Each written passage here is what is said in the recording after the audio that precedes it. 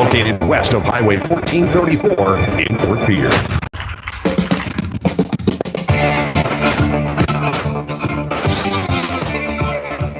Back in Phillip as we continue the pregame. Brian Oakland alongside with you as, again, we're going regional tonight. It's Lyman and it's Phillip as the Scotties entertain the Raiders. Both teams really, I think, a big game for both teams. We're halfway through the season, halfway through the schedule for both teams. Both teams are trying to get some playoff push in their region. Lyman's actually sitting at number 2 in the seedings of Region 9A, or rather Class 9A, Region 4. Looking up at the Timberlake Panthers, who are off to a 5-0 start. Timberlake looks real good. Case in point, a couple of weeks ago, they hammered Harding County perennial power 58-6. So Timberlake's going to be a tough team to contend with in Region 4 of Class 9A. But Lyman trying to hold down their number 2 spot with their 2-2 record. Behind them is New Underwood. New Underwood's got an extra game on their schedule. They're 3-2. And then Phillip coming in the 4 seed right now with their 2-2 mark. Behind them, Lower Brules at 3-2. Lemon McIntosh is 2-2. Newell is 0-5 and struggling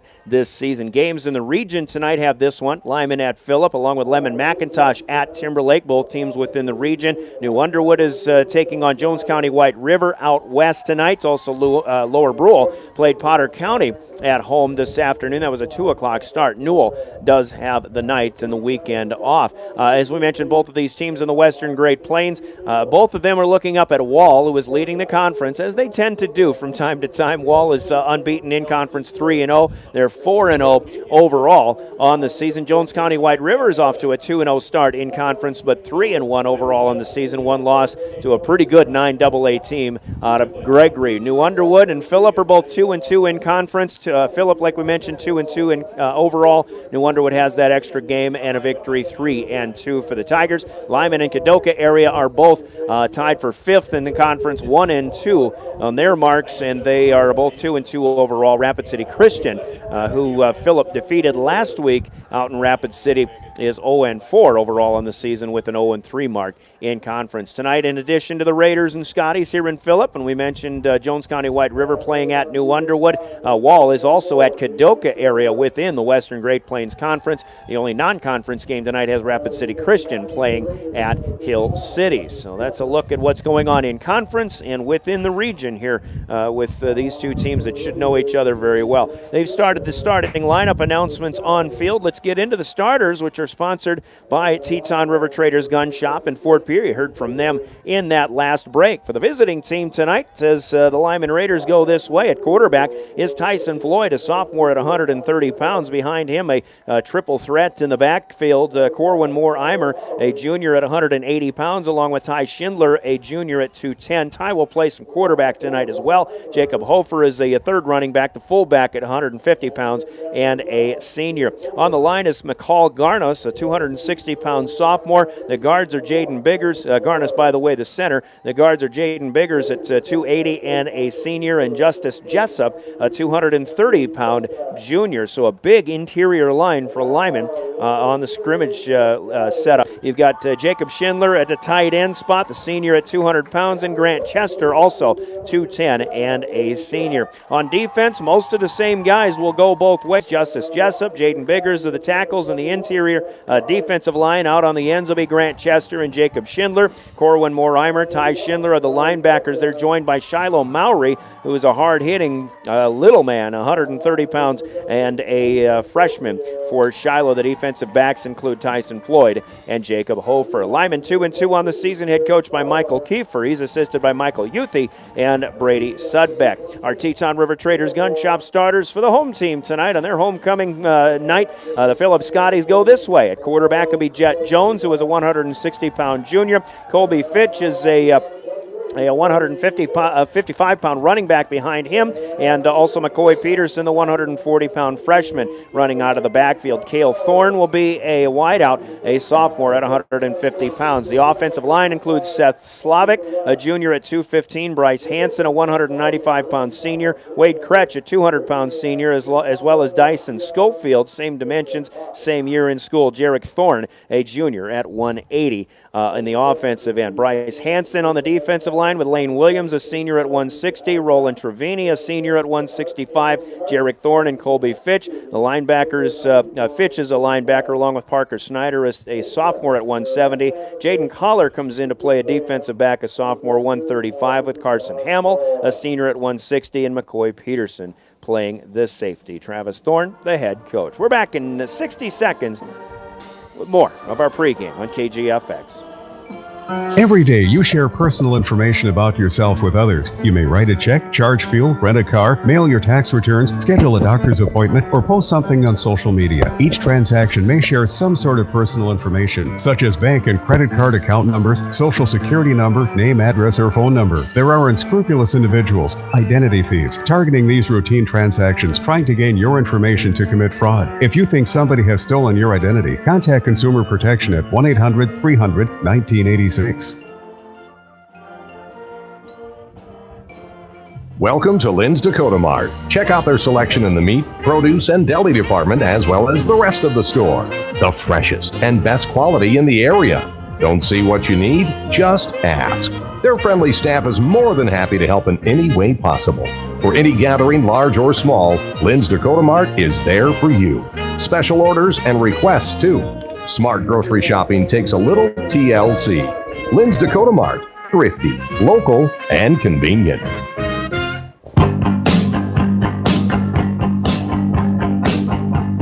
Back with more of the pregame show as we continue along. Great job on our national anthem by the Philip Pep Band, one of the better small-town bands that we have in our neck of the woods. You know, they have a pretty good one there in Prescio at Lyman High School as well. So good job by everybody playing the music here this evening.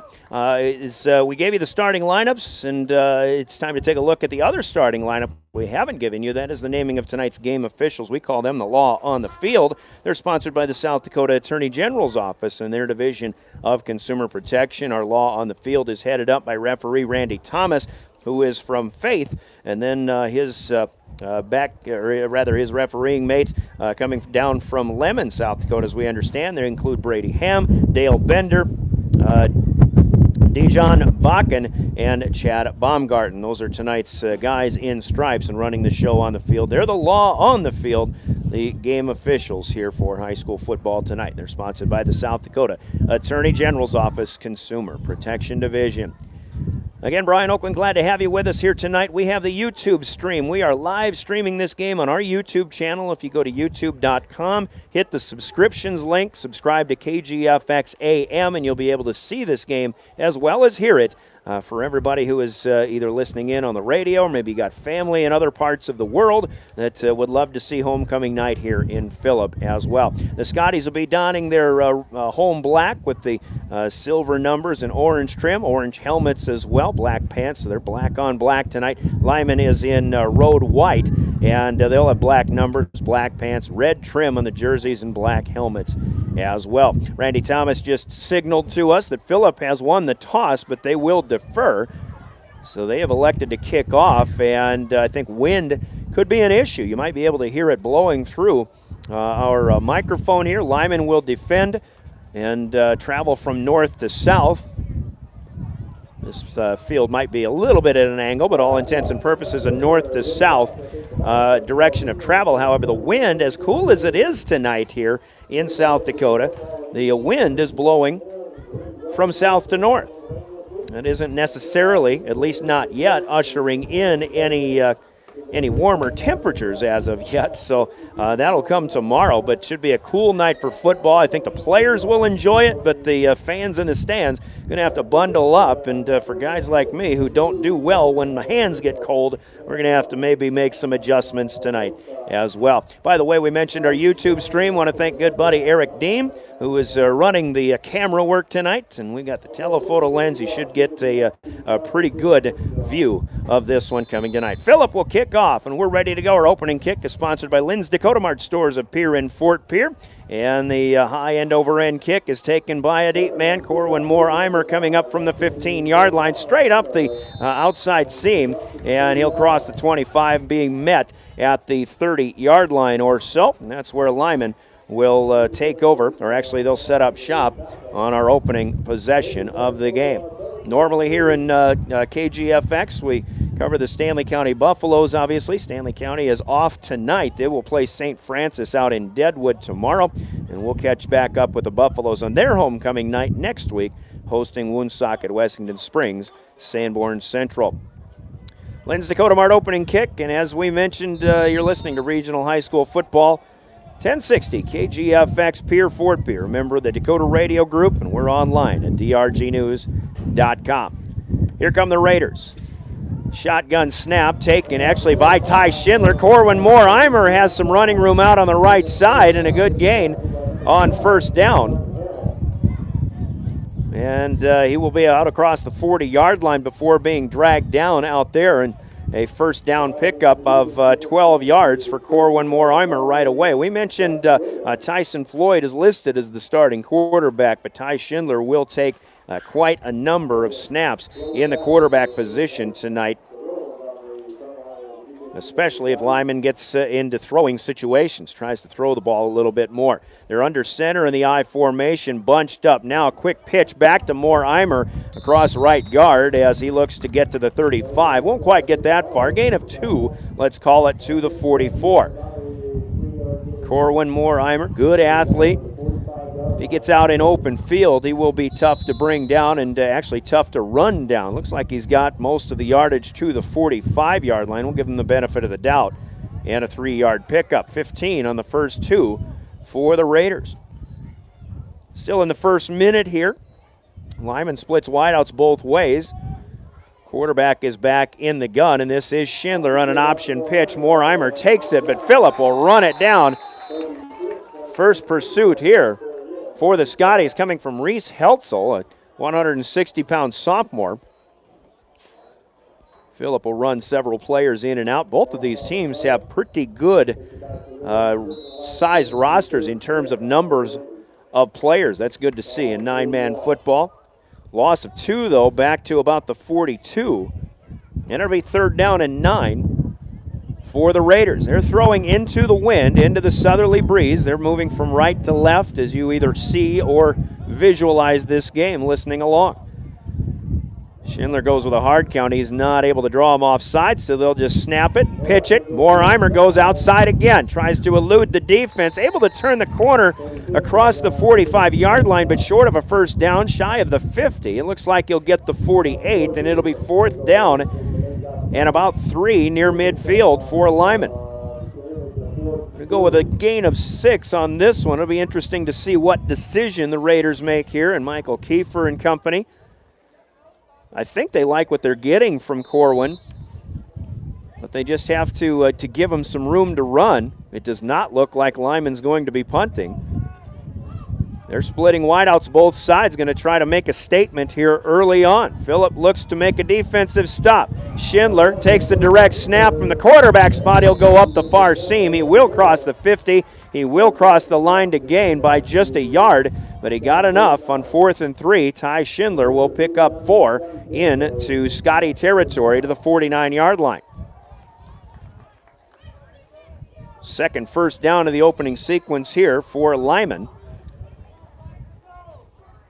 And again, these two teams on paper, I think you see a lot of similarities. If you look at the scores, yes, they have common opponents, but in some regards, they played some of their common opponents quite differently. I think case in point, you're looking at especially that Jones County White River matchup. Phillip lost to Jones County White River 22-13. Lyman lost to them in a much higher scoring ball game.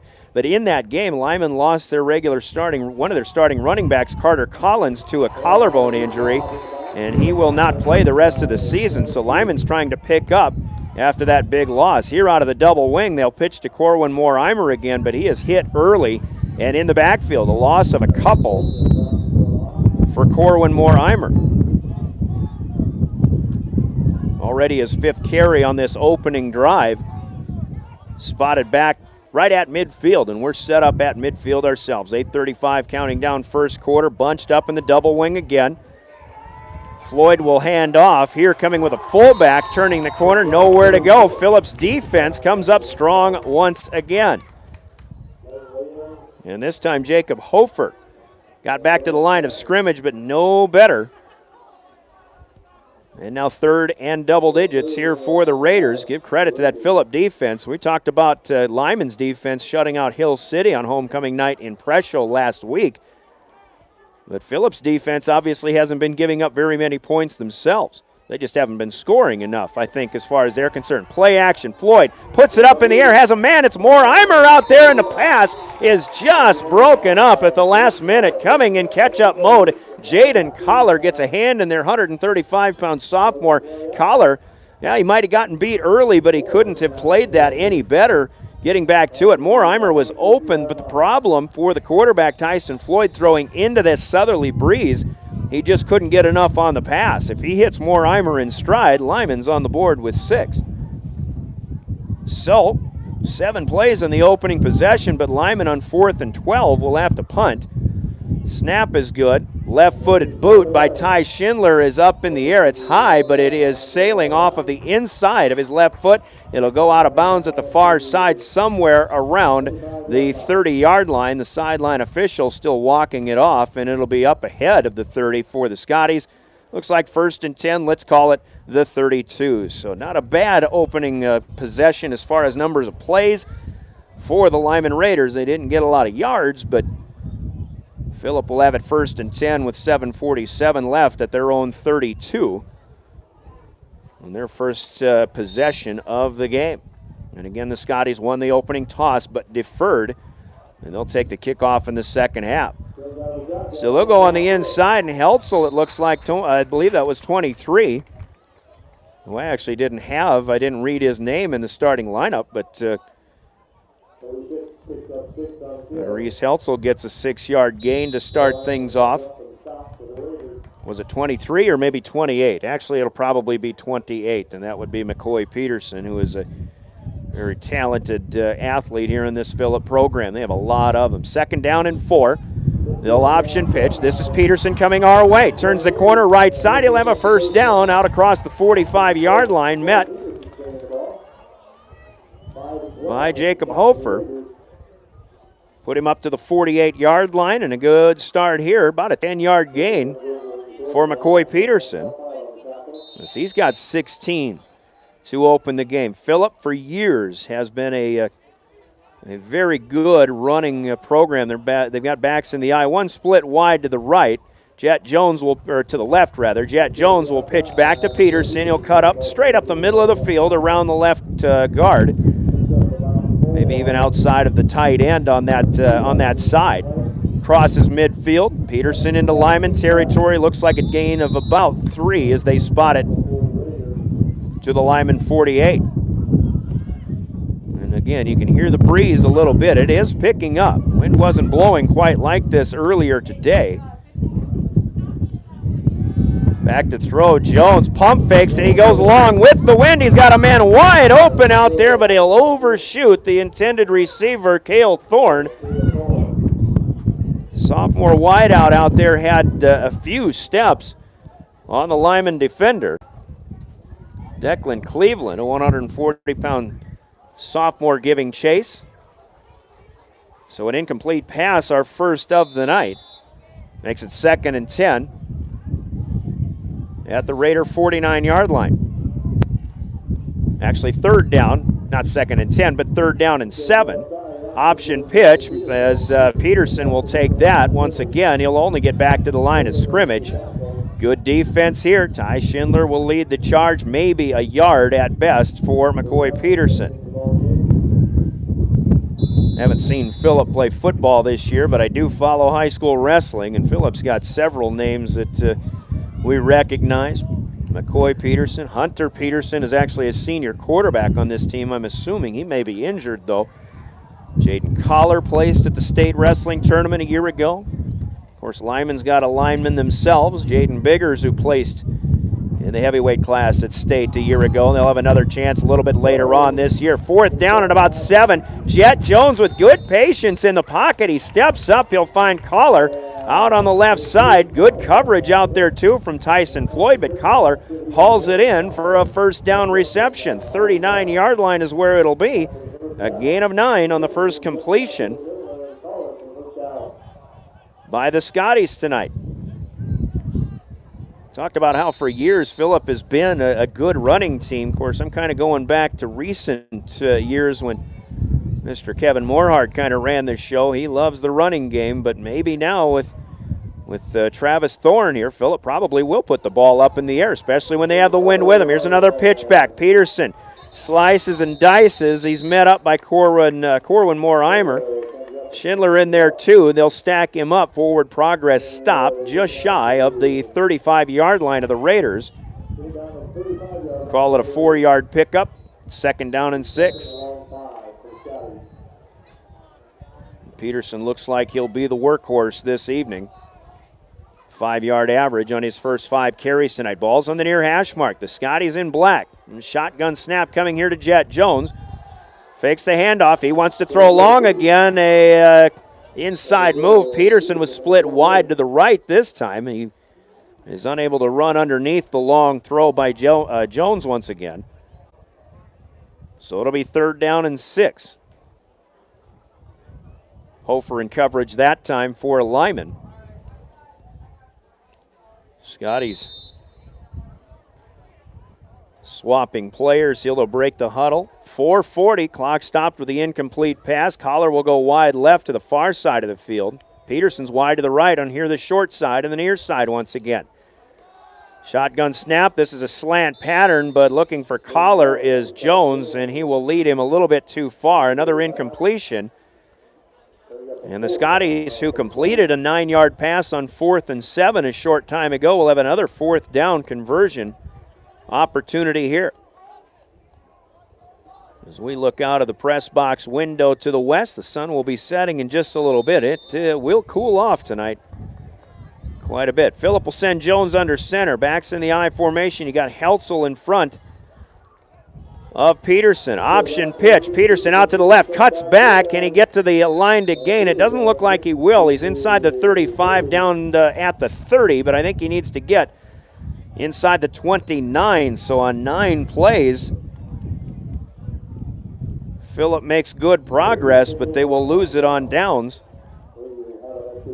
And the Raiders will take over.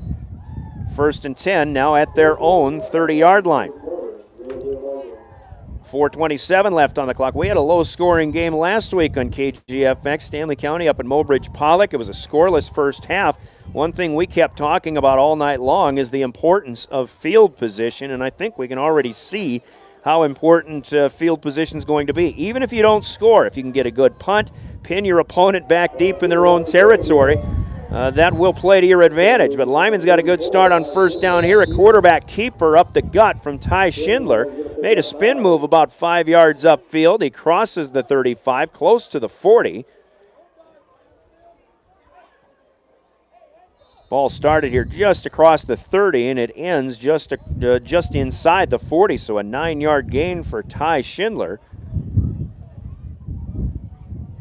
Lyman will go with Schindler more so when they have maybe some read option and again some passing situations as we talked about, but Schindler I think will be given the opportunity to make more decisions on the field than will the younger quarterback Tyson Floyd. Here's Corwin Moore-Eimer. Straight give up the gut, but he is met by that Scotty front line once again, and a gain of 0. 3rd and a yard, maybe even less than a yard for the Raiders. No score so far, just underway. This is the 3rd possession of the game. Each team has had one opportunity, but each team has come up empty. A punt for Lyman, and losing it on downs on Phillip's first drive. Tyson Floyd flanked wide to the left, the near side. Here's a fullback give, and straight up the gut goes Hofer. He almost broke one. He is ridden down by the shirt tails just into Scotty territory. And I think that was McCoy Peterson who brought him down finally, but well ahead of what he needed. He only needed 1. He's getting double digits into Scotty territory and a 1st down for the Raiders. Let's spot it at the 47. That's a gain of 14, and nothing fancy on that, just a straight-ahead fullback dive, but Hofer had a good head of steam once he hit that line of scrimmage. 2:45 we're counting down in the first. Back to the double wing go the Raiders. Floyd under center, and he'll give it perhaps to Schindler this time. So wait till they come up. Yeah, that is Ty Schindler on the carry. And now Lyman's starting to get a pretty good push straight up the gut. Traveling just inside the far seam, heading from our right to left, inside the 45, and we'll call it the 42 this time. That's a gain of 5. It'll be 2nd and 5. Lyman starting at their own 30, but now starting to get a little bit better in the field position game here. We've got a whistle, and we will have a flag thrown by the far side official. And it'll be, I think one of the Raiders may have stepped foot across the line of scrimmage. They show it as offside, but it's an offensive penalty. First penalty of the night for the Raiders backs them up to the original line of scrimmage in this sequence. They had 2nd and 5, now 2nd and 10, back to the 47-yard line.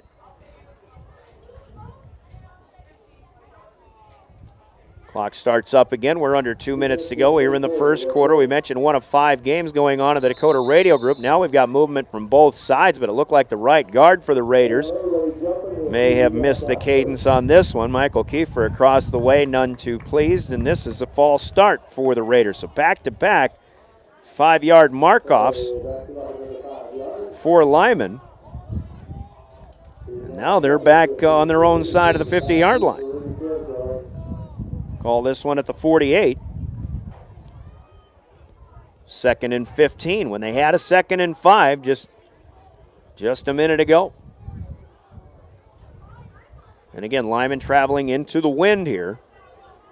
They tried one pass attempt. They had a wide open receiver, but he was underthrown, due in large part to the strength of the wind. Schindler wants to throw. He's got a man, and it is caught into Phillip territory inside the 40, brought down at about the 37. It is Heltzel who will bring down the receiver for the Raiders, and that is Jacob Schindler, the tight end, the 200-pound sophomore, who catches the first Lyman pass of the night.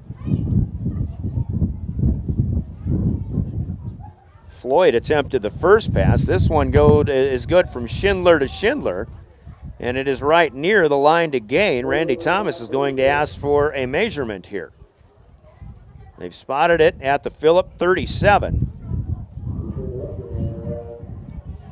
which would be right at about a 15-yard gain. I'm a long ways away from this one. My first instinct is that this is going to be a couple links short, but we'll wait until they stretch it out. Nope. Well, get out of the way, Randy. Nope, he is a couple links short. At most. 4th and an inch for the Raiders. Nope, it is 4th down, according to the down marker across the way. Now, actually, I think it should only be 3rd down because Lyman had two 5-yard penalties after a 5-yard pickup, and this was the first play after it. But the down marker says 4th down. And now the center and the quarterback are both kind of cheating forward here as the ball is snapped. And we're going to have another false start penalty. So the 3rd 5-yard mark-off against the Raiders here. And whether it's 3rd or 4th down and an inch, it becomes a 5-yard to go situation back to the 42.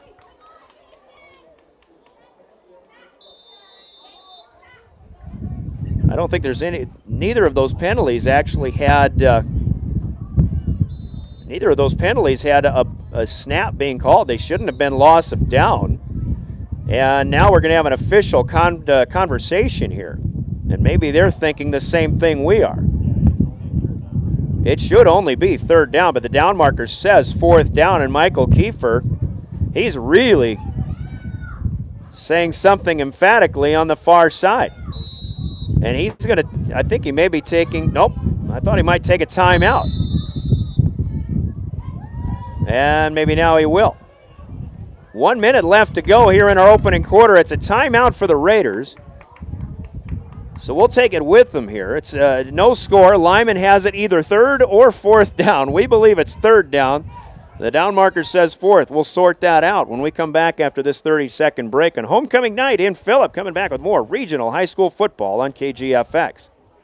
Winning isn't everything. It's how you play the game that counts. If your values tell you the same, let's start a new conversation about money. At Thriven Financial, they believe money is a tool, not a goal. No matter how much you have, they offer financial guidance to help you feel confident. Because it's not just about making more, it's about doing more. Call financial consultant Mike Reimer today, 234-0382. Licensed agent producer of Thriven Financial, marketing name for Thriven Financial for Lutherans. Registered representative of Thriven Investment Management Incorporated.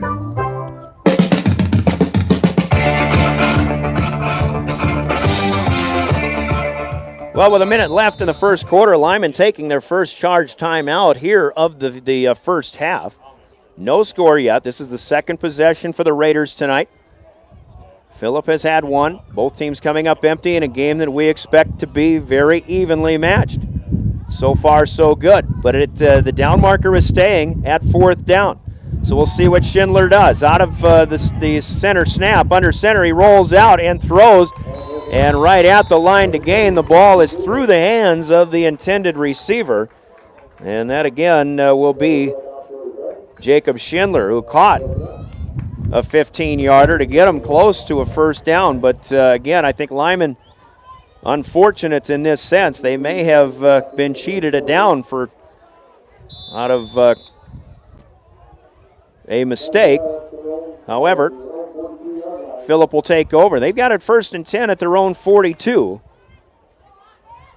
Just under a minute to go first quarter, 53 seconds to be exact. And Jet Jones and company come up to the 42. Straight pitch out on the sweep left. McCoy Peterson slips a tackle. He's up across the 50. We do have a flag down on the far side, however.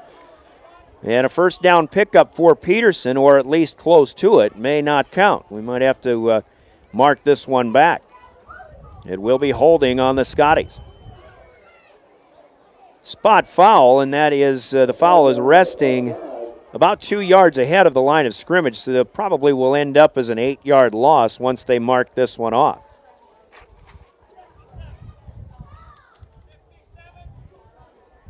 Randy Thomas shouting out number 57 with a holding penalty for the Scotties.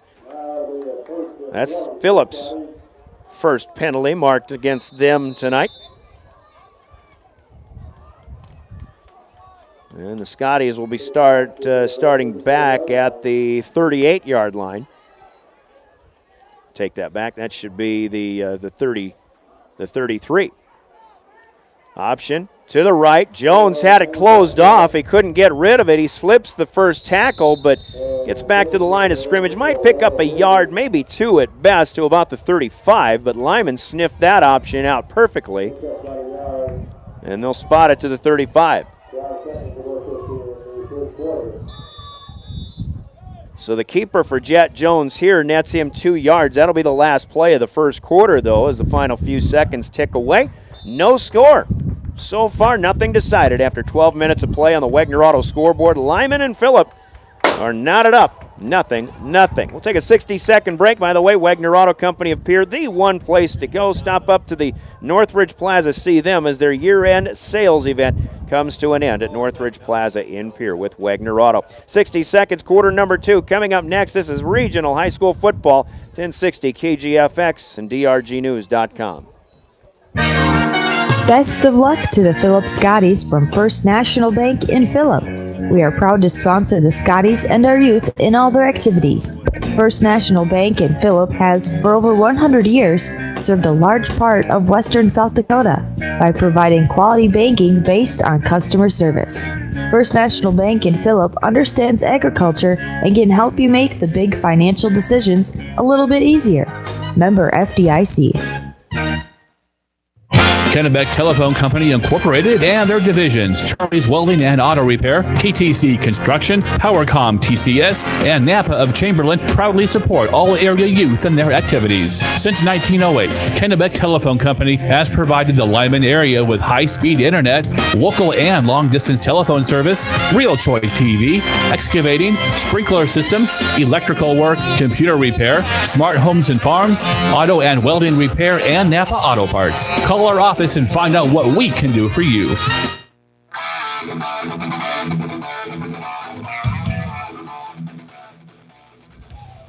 Welcome back to Homecoming in Philip, South Dakota. Brian Oakland with a play-by-play. Scotties get right after it here in the opening play of the second quarter.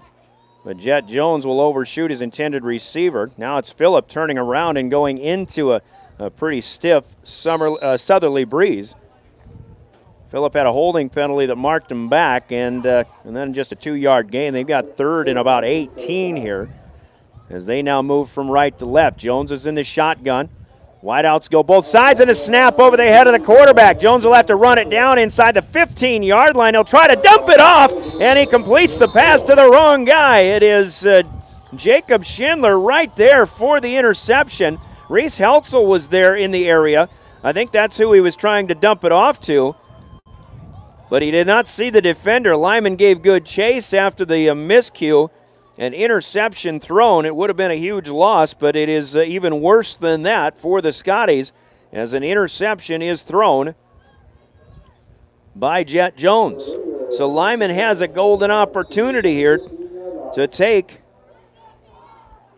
well, first advantage in this game. They've got it 1st and 10 at the Philip 15-yard line after the first play, or the second play of the second quarter. Lyman goes around right guard. Ty Schindler brought down. Last man to help him up, Dyson Schofield, the 200-pound senior here. 3 yards to the 12 for Ty Schindler. Turnover on that interception on a broken play that started with it, and I think that's a lesson for the quarterbacks out there. If you just have to go something over if you got a shotgun snap that goes over your head and you run it down, you better just make sure you hang on to that football. Here is Moore Eimer through the left side, but the Scotty right side of their D-line comes up big, and that's Schofield again leading the charge. Had help from a couple others, Heltzel and Collar out there. Corwin may have gotten a yard close to the 10. Let's call it the 11. It's a big opportunity for the Raiders, and one that you definitely want to take advantage of, because we've been expecting this game to be pretty low scoring. A lot of defense in this one. Need to take advantage when you're given the ball literally at the 15-yard line of the opponent. Short snap here. Schindler wants to throw. Has Moore Eimer out there, but it's through his hands. I thought he had that one at the goal line. Collar in coverage. But that one slips through the hands of Corwin Moore. Eimer just made a little up and out cut right at the goal line. Maybe that pass got there a little sooner than he expected it to. And now Lyman, with a 4th and 6, will definitely have to go for it. And they want to take a timeout to make sure everybody's on the same page. So their second charge timeout of the first half comes here with 10:17 left in our first quarter. A scoreless tie, but Lyman with an opportunity. When we come back in 30 seconds, you're listening to Regional High School Football on KGFX. Good luck, athletes, from Kennedy Implement in Philip. Stop by Kennedy Implement and check out their large inventory of new and used farm equipment. From loader tractors, haying equipment, skid steers, and everything in between, Kennedy Implement has what you need to get the job done right in a timely fashion, too. Kennedy Implement carries New Holland, McCormick, Woods, and many other preferred manufacturers. Stop by and let them know how they can help you. Kennedy Implement in Philip.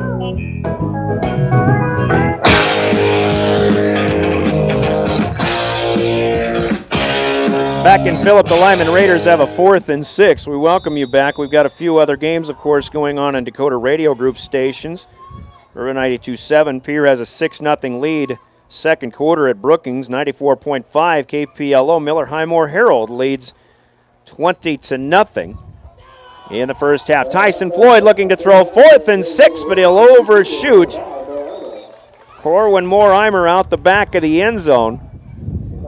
And after the turnover, the interception by Jacob Schindler, Lyman had a golden opportunity, but they'll go 4 and out and give it back to the Scotties. Now, Philip doesn't have very good field position, but after the disaster of the interception in the the lost yardage to go along with it with the shotgun snap over the quarterback's head. I think Phillip will definitely take the situation they're in. 1st and 10 at their own 11-yard line, early second quarter. 10-12 to go. Jet Jones will option pitch. McCoy Peterson had some running room up the near hash. Mortimer and Floyd will bring him down. Decent gain on 1st down up ahead of the 15-yard line. Let's call it the 16. It'll be 2nd down and a long 4. Expecting Peterson to be the workhorse, as we mentioned, all night long, but the receivers are the ones who swap plays. Jaden Collar in with the play. Cale Thorne checking out. Collar comes wide to the left, the near side of the field. Jones is in the gun. Again, Phillip going into the wind here in the second quarter. Fake the inside handoff, and they'll try the slant pattern, but Jaden Biggers got his hand up there and deflects that pass intended for Jaden Collar. Nice play by Biggers.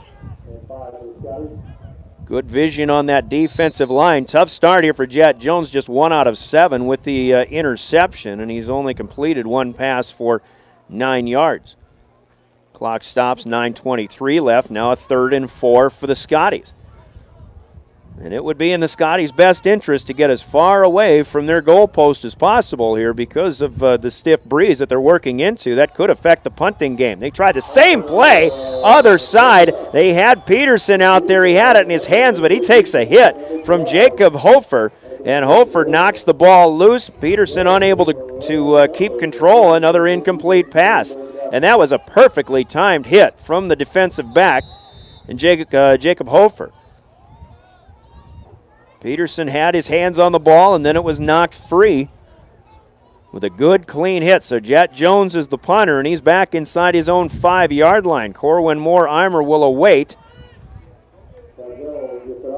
Grant Chester almost had a chance to get a hand on that one, but the ball, as it bounds just shy of the 40-yard line, will take a Lyman bounce, and it is finally downed by the Scotties at about the 36.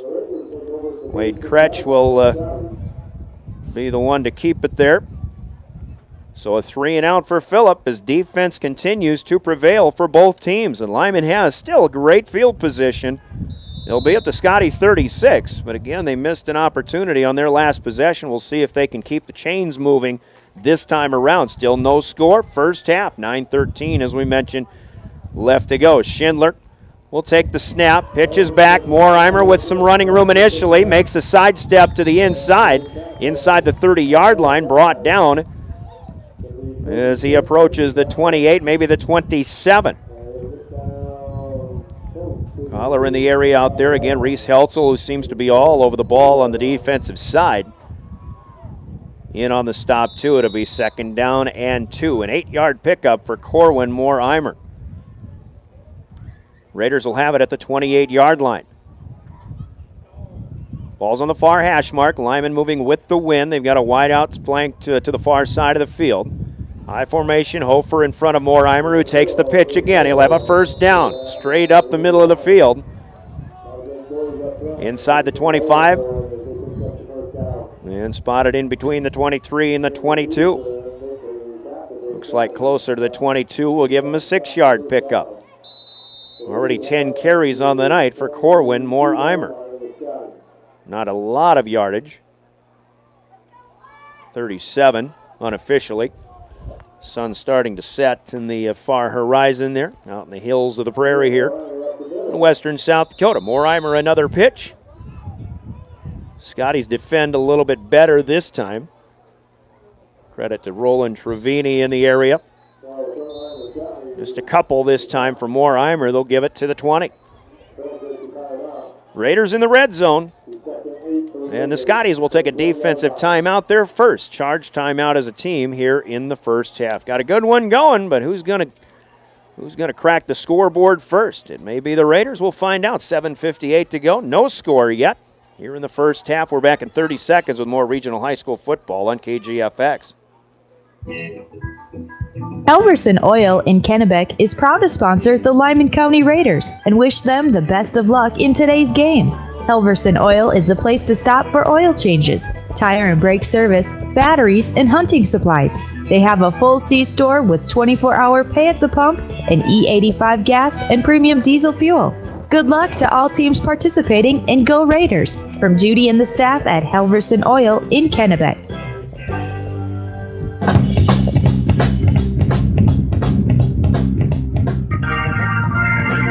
Back in Phillip, homecoming night.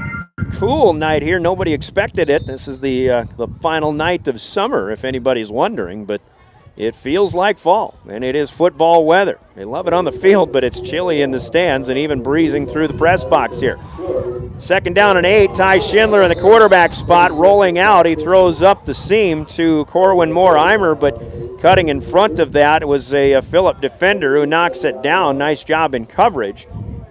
And an incomplete pass for Schindler. Schindler and Floyd together for the Raiders are a combined 1 out of 6 so far here tonight.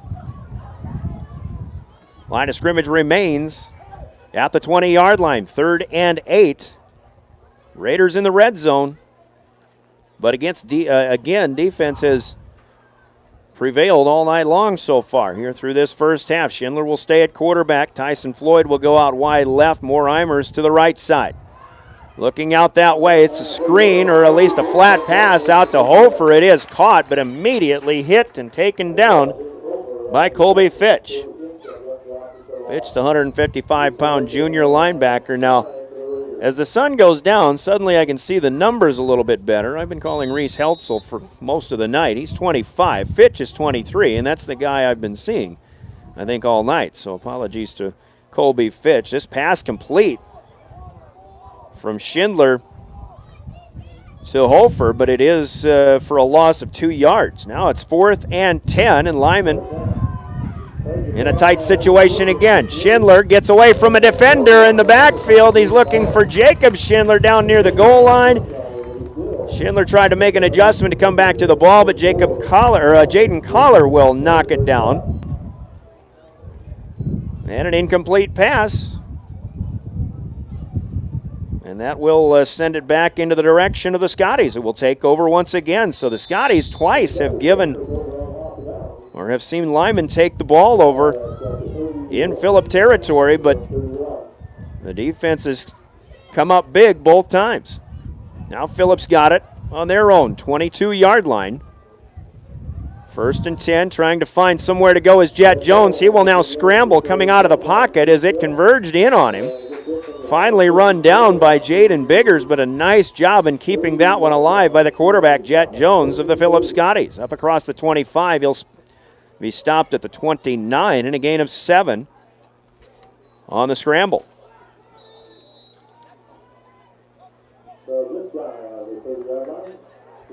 So, let's call it 2nd and maybe a long 2. Jones is under center. Backs are in the I formation. One wide out is to the left. That is Collar, but the tight end coming wide open. Ball caught at the 50, nothing but daylight. 20, 10, 5, and a touchdown for the Scotties. Carson Hamill, the 160-pound senior tight end, broke out of there. I think all the attention was looking at Jaden Collar on the slant pass, but coming off of that left end is Carson Hamill, who grabs it at the 50, and he goes untouched, 71 yards for the first score of the night. And Phillip, who has seen Lyman spend a lot of time in Phillip territory here in the last 2 possessions. Defense holds, the offense comes up big, and Jet Jones, who went 1 for his first 8, including an interception, finds Carson Hamill. What a play call and what execution for the Scotties. 6-0 Phillip. Now we've got another penalty here. We've seen this before affecting the Raiders back in the first quarter, but this is again, when they say offside on the offensive end, I should ask my official friend what that means. That's more of a defensive penalty signal, but whatever the case, I think somebody just on the offensive side of the ball steps across the scrimmage line. So it's a 5-yard mark-off two-point conversion attempt has to cover 7 yards instead of just 2. It's a pitch back to Colby Fitch inside the 5, but he'll only get to about the 3. So the two-point conversion fails, but Phillip with a big play and a quick strike here in about midway through the second quarter, a 71-yard touchdown pitch and catch, and they lead the Lyman Raiders 6-0. 6:13 to go second quarter. Let's pause for 30. The Scotties kick when we come back to regional high school football on KGFX. It's hard to believe, but summer is almost over. But with a great growing season, we still have a lot of mowing to do, so you need a new bush hog mower from Darren Boyle Sales. I have new bush hog mowers on hand in sizes from 5 to 15 feet, and we want to move this inventory, so stop by and check them out today. I also have 3 new bush hog zero-turn mowers in stock with tremendous end-of-season prices. Give me a call at 222-0317. Stop by the lot on Sale Barn Road in Ford Pier and check out the latest information at DarrenBoyleSales.com.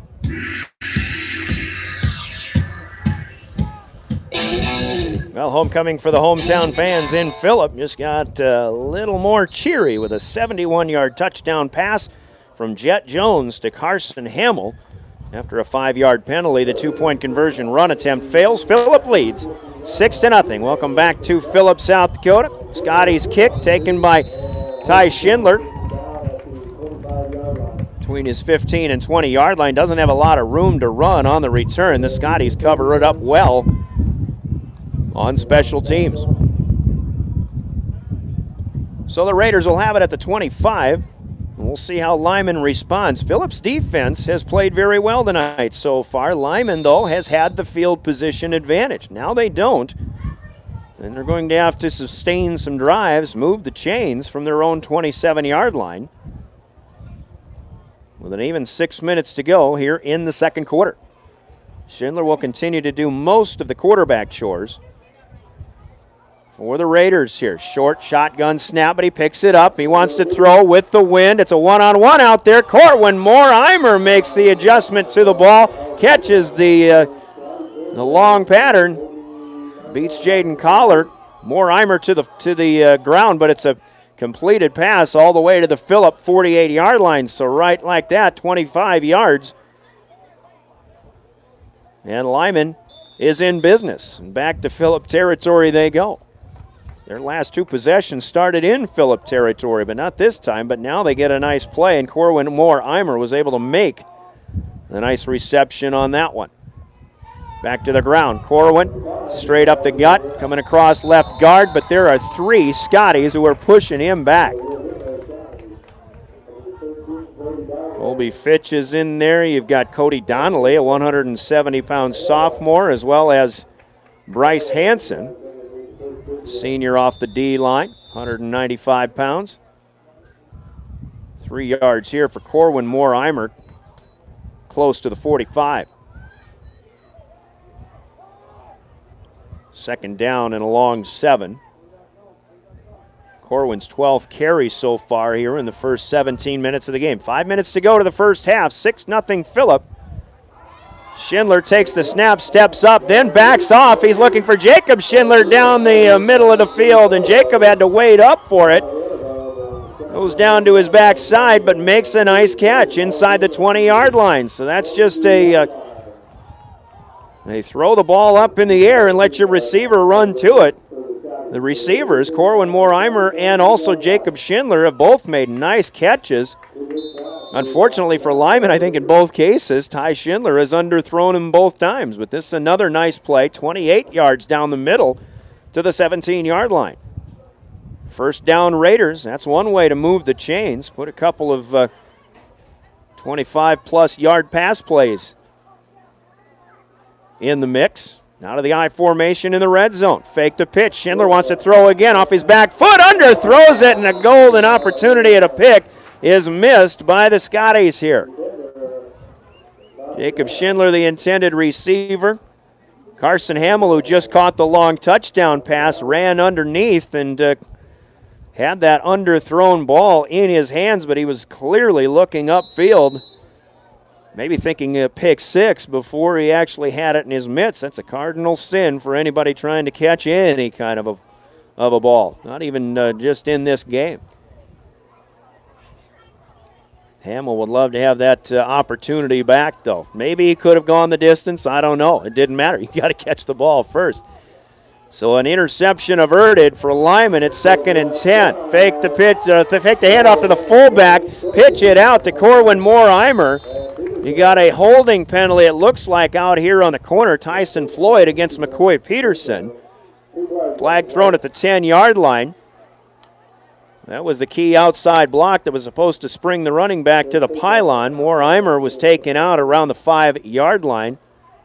And it looks like there's another flag back in the middle of the field, too. So we could have 2 penalties on this play. They could very well both be holding penalties. We know holding out here on the corner. Now that penalty occurred about 7 yards ahead of the line of scrimmage. The one back, obviously, in the middle of the field occurred right at the line of scrimmage. So that's the holding penalty that they'll take. So Lyman gets caught cheating a couple of times on one play, but only one will be marked off. They'll put it back to the 26. Tough break here for the Raiders, their 4th penalty of the night. Something that they're going to have to clean up here. And again, as they get marked back to the 26-yard line, they've used the passing game to go from their own 27-yard line to the beginning of this drive. Passing with the wind at their backs. Schindler looks like he wants to throw again on 2nd and 19. Down the left side, and the pass is perfectly played. Did he pick it off? Yes, he did. It is Jaden Collar, or did he?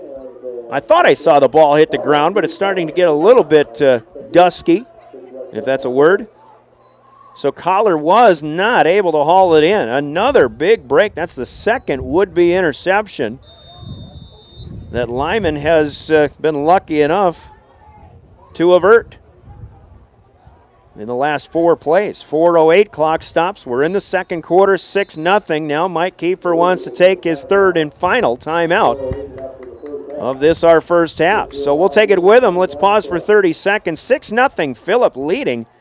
Lyman trying to get that door open to the goal line once again here as we come back in 30 seconds. You're listening to High School Football on KGFX. The staff at Dakota Prairie Bank is proud to support our young athletes in tonight's game. This time of year isn't just busy for them, but moms and dads and other sports fans as well. So when you're on the go, Dakota Prairie Bank provides services that make banking simpler for you, like their online banking, checking your account, transferring money. It's quick, it's convenient, and a big help during this busy time of year. Dakota Prairie Bank, located in Fort Pierre, with branches in Presho and Draper, member FDIC. Dakota Prairie Bank.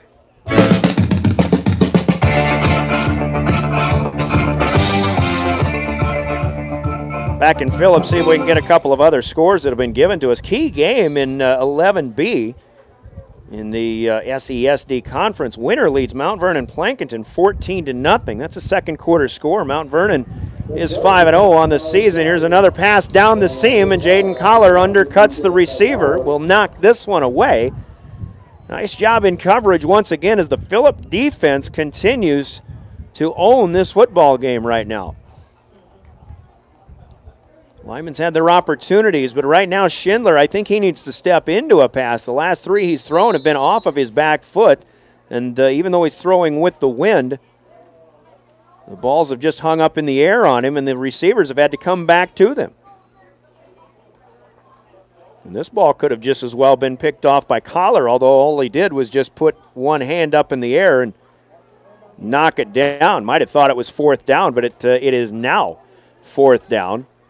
4th and 19 for the Raiders. Schindler going to have to throw one more time. Looking right side. Has Moore-Eimer to the pylon. Ball is caught, and it's a touchdown. My goodness, what a play by Corwin Moore-Eimer, who caught that one off of his shoe tops.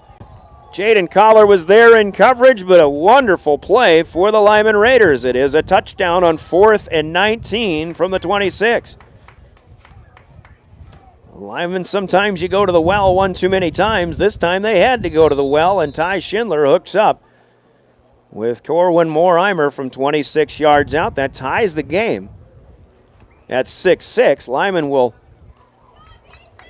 come out and try a 2-point conversion to take the lead for the first time tonight, if they can convert. 3:55 to go, second quarter. Schindler's in the gun. He does have Jacob Hofer in front of him, still at the fullback. The hole opens up as Schindler cuts back and he walks in for the 2-point conversion. So Lyman does take the lead with 3:55 to play. It's now Lyman 8, Phillips 6, and suddenly both teams have scored on back-to-back possessions after a scoreless most of this first half. Let's take a 30-second break, and we're back for a Lyman kick. You're listening to Regional High School Football on KGFX. Good luck, Phillip Scotties, from your fans at Phillip Motors in Phillip. So far this season, you've proved that talent, determination, and working together as a team are the keys to success. Keep up the good work and go get them, Scotties. The Phillip Motor team is behind you all the way. Phillip Motor, a proud supporter of high school athletics and activities, and the Phillip Scotties. Next time you're looking for a new vehicle, stop by Phillip Motor and visit with the guys or call 859-2585.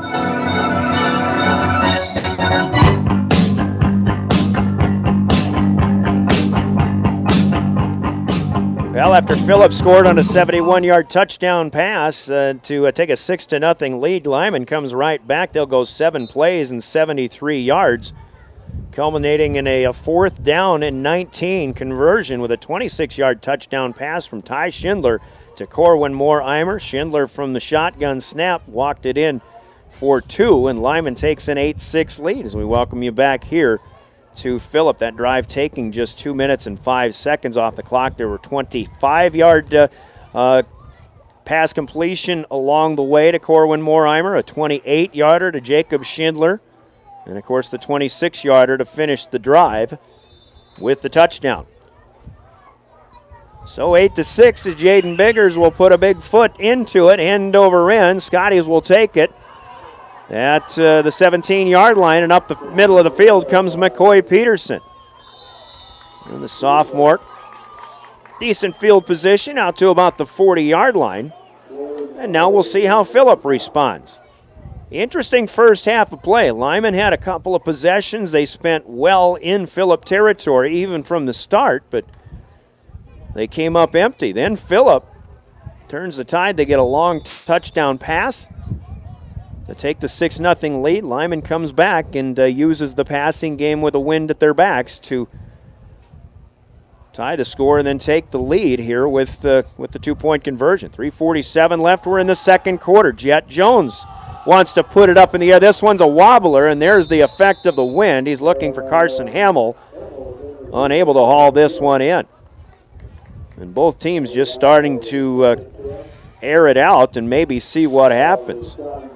Ty Schindler's thrown the ball 12 times already tonight. Jet Jones has thrown the ball 10 times. I haven't done a Phillip game here in the Travis Thorne era yet, but last time I was out here, saw this team play, Kevin Morehart was the coach, and you never saw a Kevin Morehart team throw the ball 10 times, even if the team was down by 30 points or so.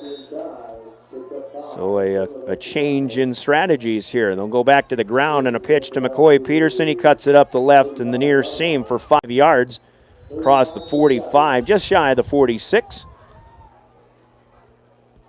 Peterson's been running well. I think that's how Phillip really, especially going into this breeze, is going to have to try to keep the chains moving. Now 3rd and 5. In the eye from the near hash mark. It's another pitch to the short side of the field. Peterson finds the cutback lane, and he will cross the 50-yard line, take him down by Jaden Biggers, but good enough for a Scotty first down. Pickup of 7 to the Lyman 48. Plenty of time here left in the first half. 3 minutes as they'll start the clock up again. Now 3 minutes. Scotty's just across midfield right down here in front of us. You got a great view of it here if you're watching it on YouTube.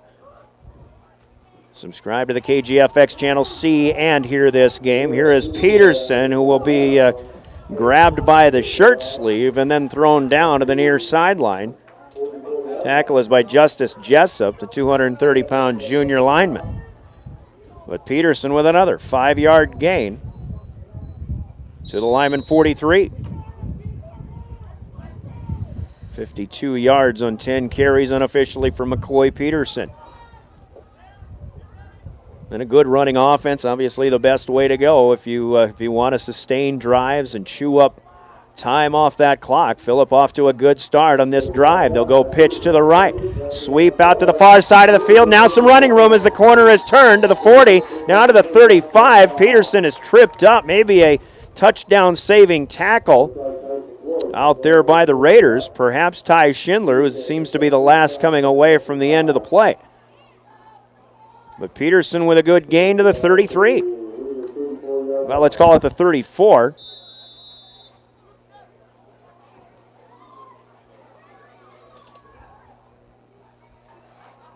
Gain of 11 or so for McCoy Peterson. Now Peterson back to the left, to the wide side of the field. Schindler closes the gap, and also giving good chase is Shiloh Mowry, who catches him from behind. And McCoy will pick up just 2, maybe 3 on this one. Spot it to the 31. Jacob Schindler getting a break on the Lyman defense. Colby Fitch checking out for the Scotties. Carson Hamill coming back in. The Scotties breaking their huddle. 10 on the play clock. Love to have the luxury of a play clock when you have high school football. You don't need a back judge then. Right, Eric Deem? That's his hobby job. Here's Jet Jones, the quarterback. On the keeper to the near side.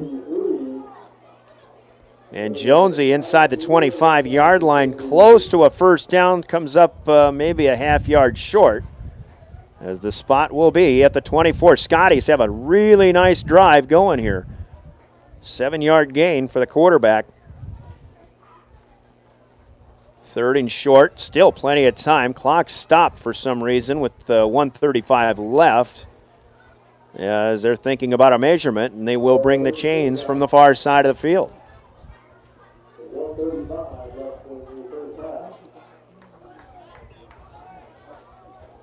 Chains coming across. Again, the officiating crew from a little ways north up Highway 73 from here in Phillip. Faith and Lemon crew. Chains are stretched, and this time it's a Phillip first down. Didn't get it by much, but you got it by more than enough on the 7-yard gain for Jet Jones. Scotties have run 7 plays from their own 40-yard line. They've moved the chains twice. Phillip scored on their last possession. Lyman countered. Actually, Phillip got 6. Lyman got 8 on their ensuing possession. Now Phillip's trying to counter that. Maybe get the lead back here if they can keep this one going. Play action on first down. Jones throws, and there's going to be pass interference as the Raiders try to defend Jaden Collar from making a break to the pylon. Could be a hold. Personally, I think if this was the NFL, that would probably be a hold and a 5-yard penalty, but in high school football, it's pretty much just pass interference, period, and 15 yards, and that's what's going to happen here. Clock stops with 1:30 to go. Good play call there as Phillip ran off about 4 or 5, maybe 6 running plays in a row.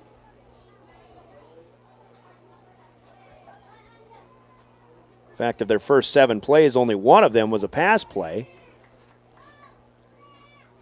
So, football now rests. Well, it doesn't yet, as they're marking it off.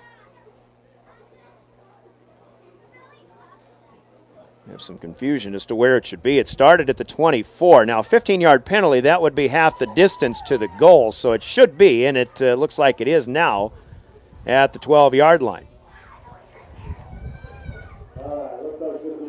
8-6 Lyman with 90 seconds left to play. Here in our second quarter, homecoming night in Phillip. Scotties with a first down play, keeping it on the ground, and they won't get much. Maybe a couple of yards to the 10. 8th play of the drive. And this, for either team, really the best sustained drive of the night. And we've had some 8-play possessions, but that have come up empty. Phillip's first possession, but this certainly the most productive well-sustained drive to this point. Under the final minute, Phillips still has 2 timeouts if they should need them. Play action. Jet Jones looking for the corner, and the ball is caught by Jaden Collar. Touchdown, Scotties. A 10-yard touchdown pass from Jet Jones, who played a patient play on this one. Play action. Waiting for the defense to react, waiting for his receiver to get free. Just went to the corner route.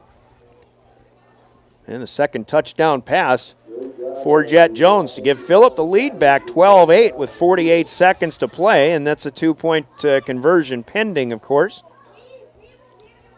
And we'll see what happens. On the attempt coming. Collar still wide to the left. A lot of defense early on in this first half, but the last 3 possessions combined have been offense, and here is an interception by Ty Schindler, and that ends the play. You cannot return that for 2 points of your own, but nice job on defense for Schindler to intercept the pass attempt. 12-8 will be our score as it stands now. Phillip will kick. We'll take a 30-second break as they lead the Lyman Raiders on homecoming night. Regional high school football coming right back, 1060 KGFX.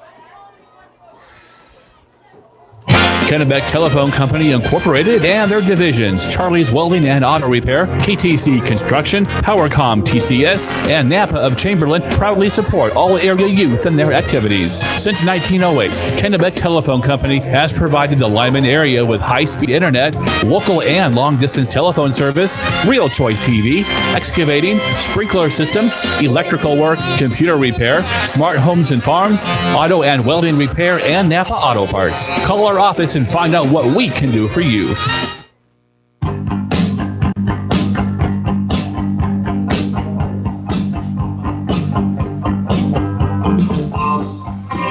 Back in Phillip, the Scotties will kick as they finished off a 9-play scoring drive covering 60 yards and 2:59 toward the tail end of this first half. A 10-yard touchdown pass from Jet Jones to Jaden Collar. 2-point conversion failed. The Scotties have a 12-8 lead. A fairly short kickoff taken by Lyman and returned only to about the 35-yard line. Not bad field position, but it was just a short kick that allowed the special teams coverage to get downfield. Lyman will have it at the 36 officially here. Only 42 seconds left. Now they do have the wind with them in their favor, and that was a big part of their touchdown drive in their last possession. Ty Schindler comes under center to begin this possession, and they're going to keep it on the ground first off with Corwin Moore-Eimer. And Lyman has used all of their timeouts, so Moore-Eimer will get to the 40-yard line and a pickup of about 4. Kind of thought that the Raiders would come out passing, but I think they wanted to see if Phillip would maybe use one of their 2 timeouts.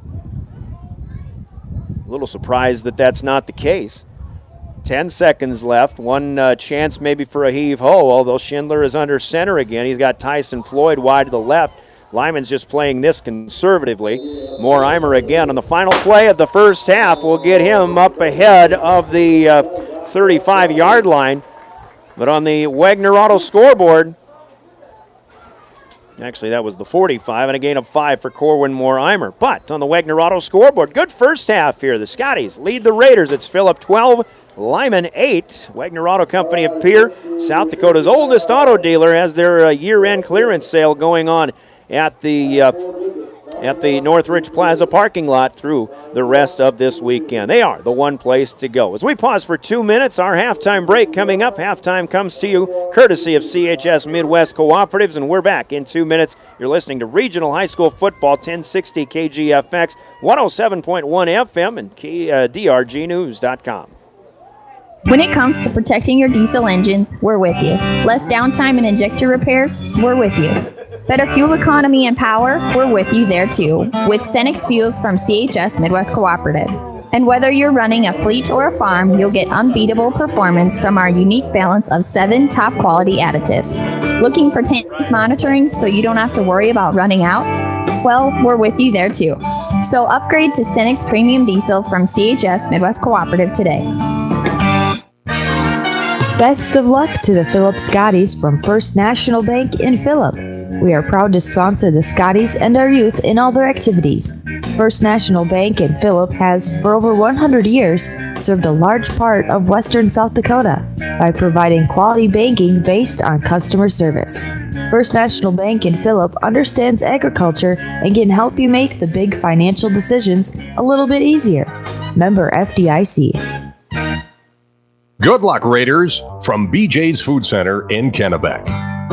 BJ's Food Center has everything a local grocery store has. Fresh produce, hand-cut meats, snacks, and weekly specials throughout the store. Plus a friendly staff to help you find whatever you're looking for. When you shop at BJ's, you leave feeling good about supporting a small-town business. BJ's Food Center is proud to support the Lyman Raiders in all their school activities. It's hard to believe, but summer is almost over. But with a great growing season, we still have a lot of mowing to do, so you need a new bush hog mower from Darren Boyle Sales. I have new bush hog mowers on hand in sizes from 5 to 15 feet, and we want to move this inventory, so stop by and check them out today. I also have 3 new bush hog zero-turn mowers in stock with tremendous end-of-season prices. Give me a call at 222-0317. Stop by the lot on Sale Barn Road, Ford Pier, and check out the latest information at DarrenBoyleSales.com. Here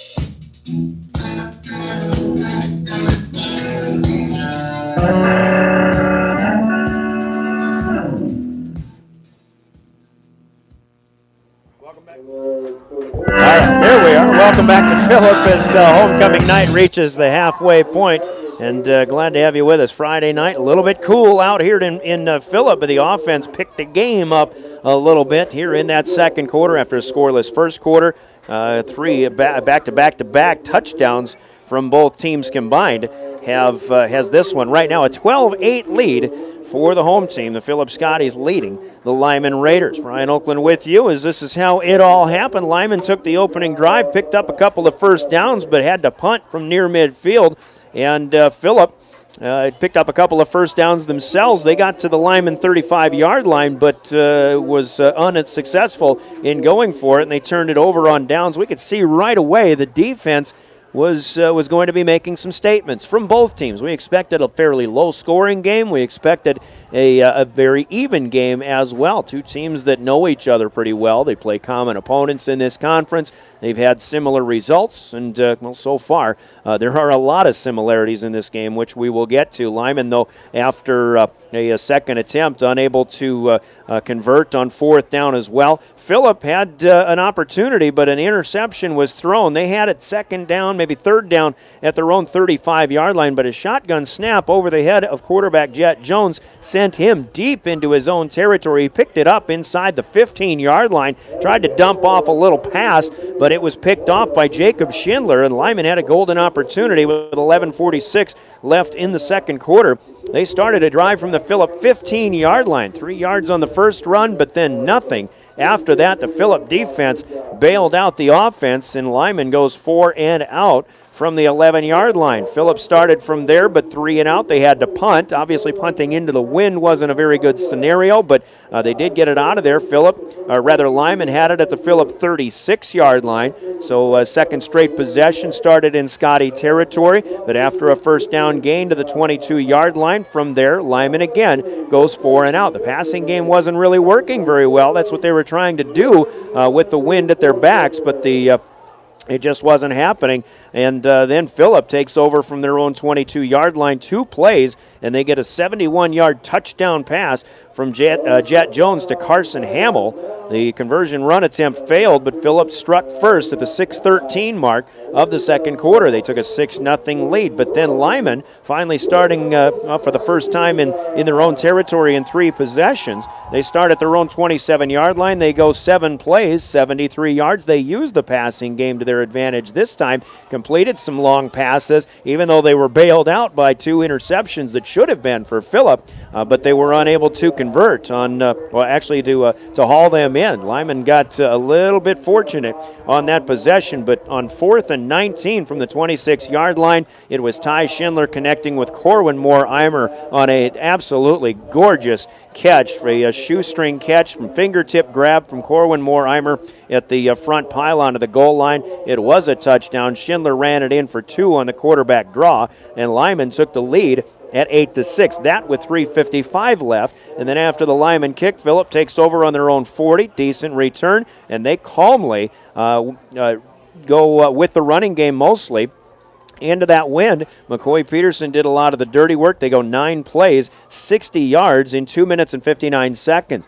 And obviously when you got less than, 3.5 minutes to go to start that drive or so, Phillip did exactly. I mean, you talk about a 2-minute drill. They didn't run necessarily a 2-minute drill. They just knew exactly how much time they had. They used the clock very well, and they got that a 10-yard touchdown pass from Jet Jones to Jaden Collar. Second touchdown of the night thrown by Jones.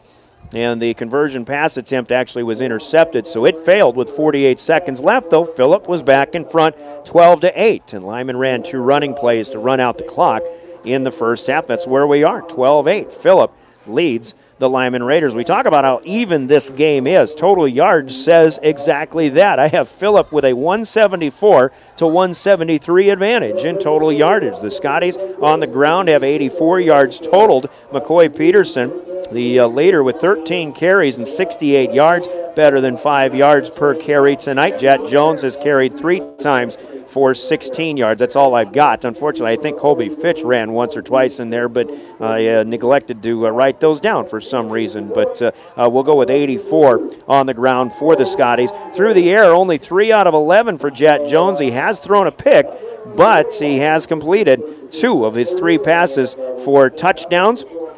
And he had the 71-yarder to Carson Hamill. He has the 10-yarder to Jaden Collar as well. So 90 through the air, 84 on the ground, 174 all told for Phillip. They did have the 1 turnover, the interception that was thrown along the way, a couple of penalties marked off for 5 yards, and the Scotties unofficially picking up just 4 first downs, but they do have the 12-8 lead to go along with that. As for Lyman, 81 yards on the ground all told, 51 of which come from Corwin Moore-Eimer on 14 carries. Ty Schindler next in line, 16 yards on 3 carries. Jacob Hofer has 2 carries for 14 yards.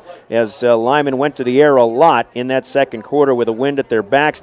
Tyson Floyd is 0 for 2. Ty Schindler is 5 out of 12 for 92 yards and the 1 touchdown, 26 yards to Corwin Moore-Eimer. Moore-Eimer has 2 catches for 51 yards. Jacob Schindler 2 grabs for 43, and Jacob Hofer has caught his only reception, but for a loss of 2 yards. Lyman's picked up 6 first downs along the way, but penalties did hurt them a little bit. They've been penalized 5 times and had 37 yards marked against them. The Raiders, as of yet, have not turned the ball over, but they do trail 12-8. We're at the half. Our halftime break again comes to us from CHS Midwest Cooperatives, and we're back after another 2-minute break. We'll look at scores. We'll look at upcoming action for both of these teams as well as for those of us here in our coverage of high school football. At 1060 KGFX. Good luck, athletes, from Kennedy Implement in Phillip. Stop by Kennedy Implement and check out their large inventory of new and used farm equipment. From loader tractors, haying equipment, skid steers, and everything in between, Kennedy Implement has what you need to get the job done right in a timely fashion, too. Kennedy Implement carries New Holland, McCormick, Woods, and many other preferred manufacturers. Stop by and let them know how they can help you. Kennedy Implement in Phillip. Helverson Oil in Kennebec is proud to sponsor the Lyman County Raiders and wish them the best of luck in today's game. Helverson Oil is the place to stop for oil changes, tire and brake service, batteries, and hunting supplies. They have a full C-store with 24-hour pay at the pump and E85 gas and premium diesel fuel. Good luck to all teams participating, and go Raiders! From Judy and the staff at Helverson Oil in Kennebec. The staff at Dakota Prairie Bank is proud to support our young athletes in tonight's game. This time of year isn't just busy for them, but moms and dads and other sports fans as well. So when you're on the go, Dakota Prairie Bank provides services that make banking simpler for you, like their online banking, checking your account, transferring money. It's quick, it's convenient, and a big help during this busy time of year. Dakota Prairie Bank, located in Fort Pierre, with branches in Presho and Draper, member FDIC. Dakota Prairie Bank. It's hard to believe, but summer is almost over. But with a great growing season, we still have a lot of mowing to do, so you need a new bush hog mower from Darren Boyle Sales. I have new bush hog mowers on hand in sizes from 5 to 15 feet, and we want to move this inventory, so stop by and check them out today. I also have 3 new bush hog zero-turn mowers in stock with tremendous end-of-season prices. Give me a call at 222-0317. Stop by the lot on Sale Barn Road in Fort Pierre and check out the latest information at darrenboylesales.com.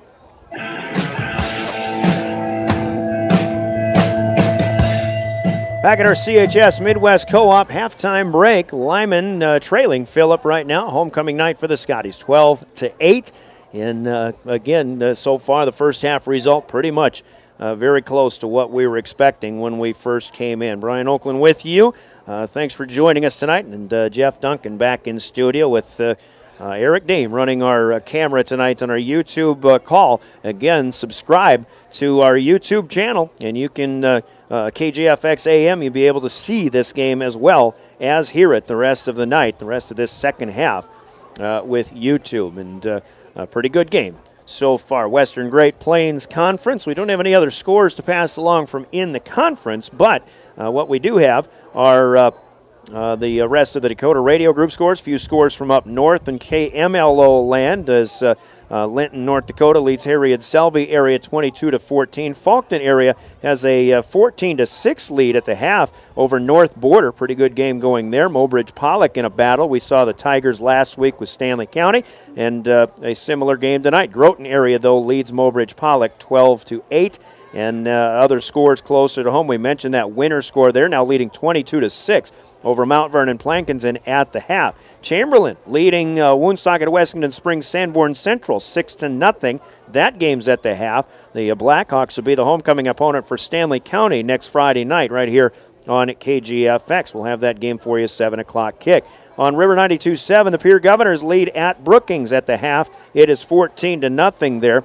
We're not covering a game, but maybe the marquee game of the night in 9AA at least has Bonham leading Gregory 7-6, the number 1 team in the state, trailing at halftime 7-6 to Bonham in Class 9AA. Miller Highmore Herald is on 94.5 KPLO. They had a 20-0 lead at Platte Geddes halfway through the first quarter, so they got off to a pretty good start.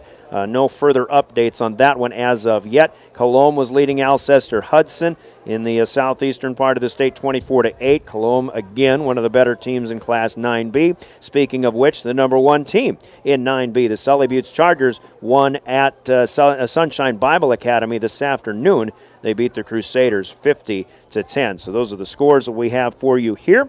And again, here in Phillip, it is the Scotties leading the Raiders 12-8. Upcoming action for you, we mentioned next week on KGFX, back to Stanley County coverage as they take on Woonsocket Wessington Springs Sanborn Central for the Buffalo homecoming night, and that'll be a 7 o'clock kickoff. We'll be on the air at 6:35 from Ole Williamson Field next week. For these two teams, you got Lyman with their home actually both these teams play their home finales next week. Lyman will host New Underwood next Friday night with road games left at Rapid City Christian and a big one at Kimball White Lake, and a game you'll be able to hear on KPLO 94.5 FM 3 weeks from tonight. Phillip, meanwhile, has their home finale hosting Hill City next Friday night, a 6:30 start time, Mountain Time. That'll be a half hour earlier than normal. Then they've got 2 tough ones on the road at Wall, who is unbeaten, and then at Timberlake, who is also unbeaten. Wall leading the conference, Timberlake leading the Region 4 standings. That is how Phillip will finish up. On the volleyball courts, Lyman will go to Kimball White Lake in this week ahead on Tuesday night. They'll host Platte Geddes on Thursday. Phillip, the 5th-ranked team in Class B, is 10-1 on the season. They go to Belle Fourche and to play in a tournament tomorrow that they play pretty much every year. And then they'll have a good one at Sully Buttes on Thursday in the week ahead. NFL football will be on too. Vikings and Bills on 94.5 KPLO and 100.7 KMLO. 11 o'clock kick on Sunday with 11 o'clock pregame and a 12 o'clock kick. That's enough of our CHS Midwest Cooperative's halftime break. Let's go to the second half. The opening kick in the second half, like the opening kick of the game, sponsored by Lynn's Dakota Mart stores in Pierre and Fort Pierre. Long kick gets over the head of the deep man for Phillip, retreating all the way to the 1 yard line as Carson Hamill to pick it up. He comes back up, gets a decent return, something out of nothing. And the Scotties will have it 1st and 10 at their own 25-yard line to start our second half of play. That ball kicked by Jaden Biggers went over the head of Carson Hamill, and I thought it was going to roll 15 or 20 yards all the way into the end zone, but I think Hamill made a good decision. It didn't look like it was going to stop once it got down inside the 5. And so the Scotties have it at their own 25, and here we go in the second half. Phillip with a 12-8 lead. To the ground with Jet Jones giving to McCoy Peterson, who again has been carrying quite a bit tonight. Not a lot of running room here. In fact, he doesn't get to the line of scrimmage, and it's not Peterson. It is Colby Fitch, who is the first ball carrier of the second half. So he'll lose a couple. It'll be 2nd down and 12.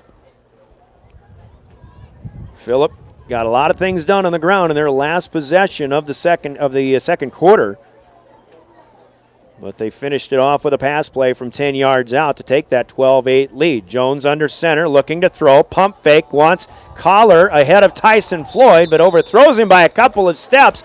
And there's going to be a flag on the end of the play here. Possible pass interference. Floyd may have had Jaden Collar by the shirt tail. Maybe that's why Collar was unable to break free and run under that ball thrown by Jet Jones. So, 15-yard penalty, the second pass interference here. That'll count against the Lyman Raiders in back-to-back defensive series. 6 penalty marked against the Raiders now. And the 15-yard advance will put them to the 38-yard line or so. In fact, let's call it to the 39. 1st and 10 Scotties. So they get a little bit of help. They want to throw again, going into the wind. This one down the middle of the field, and perfect coverage here for the Raiders, and this ball is picked off at the Lyman 30-yard line. Jacob Hofer, who's played a good defensive game, had perfect coverage. Jacob was just running in stride with the intended receiver, and that was McCoy Peterson out there, I believe. And I think when he saw that Peterson was ready to make a catch, Hofer just turned right around. There was the ball right into his gut, and just hauled it in. You couldn't have played the coverage any better than Hofer did there. So with 11:03, second turnover of the night by the Scotties, gives the ball to Lyman, 1st and 10 on their own 30-yard line. Keeping it on the ground on 1st and 10. Ty Schindler out of the backfield takes the handoff from Tyson Floyd. And again, Schindler does most of the quarterbacking, but Floyd from time to time gets his opportunities. 7 for Schindler. And that'll set up 2nd down and 3 for Lyman. Didn't expect a lot of points coming in here. Now maybe Phillip has played almost every game this year getting where both teams score either 2 or 3 touchdowns. Except for the first one. Here's a lot of room for Ty Schindler. He finally breaks 3 into Phillip territory. Daylight in front of him. One man to beat inside the 10-yard line. Brought down at about the 5. Nice job in hustling to pick up, to prevent the touchdown for now. McCoy Peterson finally got to Ty Schindler, but all the way down to the Phillip 5-yard line. That's a gain of 58 yards for Ty Schindler. Ty followed his blockers well at first, and then he just broke out of the scrum. Biggest play of the night for the Raiders. And it sets them up 1st and goal at the 5-yard line. To our right, Lyman going south to north. They actually have what was a breeze at their back, but looking at the flags in this right side of the field, they're not blowing near as much as they were. Schindler, quarterback keeper, shifted out to the right side, tried to cut up the field. He's inside the 5, but he is stopped at the 3. He did a lot of juking and jiving only to get a couple of yards on that play, so Phillip covered it up well. Schindler now with 83 yards on 6 carries on the night. 9:35, clock is counting down here. Just started the third quarter, an interception by Jacob Hofer of the Lyman Raiders to set him up on this possession. Big play so far, the 58-yard scamper for Ty Schindler, who is back under center, second down and goal from the 3. Here is Hofer trying to just go right over the center, but boy, somebody came in there and got a hand on Hofer coming around from the left defensive end, and they made a heck of a play, and I think that may have been Roland Trevini. No gain. Well, maybe a yard for Hofer. It looks like it's maybe at the 2-yard line, so we'll give him the benefit of the doubt. But Lyman, who has been stopped on downs twice in Phillip territory, once after taking an interception at the 15-yard line, they couldn't get a first down from there. They need a conversion here. They'll sneak it. Straight over the top with Schindler, and he's down to the 1. Going right over center, McCall Garnos. You get 2 yards on a quarterback sneak, that's not that bad, but when you need 3, you may have to run that play one more time, but it's going to be 4th and goal for the Raiders trying to reclaim the lead. Even though they only need a yard, they're going to take a minute to talk about it. A timeout on the field with 8:15 left to play in the third quarter. Phillip leading for the time being 12-8. Will it stay that way, or will Lyman take the lead? We'll find out in 30 seconds after this break in the action. You're listening to high school football on 1060 KGFX. Kennebec Telephone Company Incorporated and their divisions, Charlie's Welding and Auto Repair, KTC Construction, PowerCom TCS, and Napa of Chamberlain proudly support all area youth and their activities. Since 1908, Kennebec Telephone Company has provided the Lyman area with high-speed internet, local and long-distance telephone service, Real Choice TV, excavating, sprinkler systems, electrical work, computer repair, smart homes and farms, auto and welding repair, and Napa Auto Parts. Call our office and find out what we can do for you.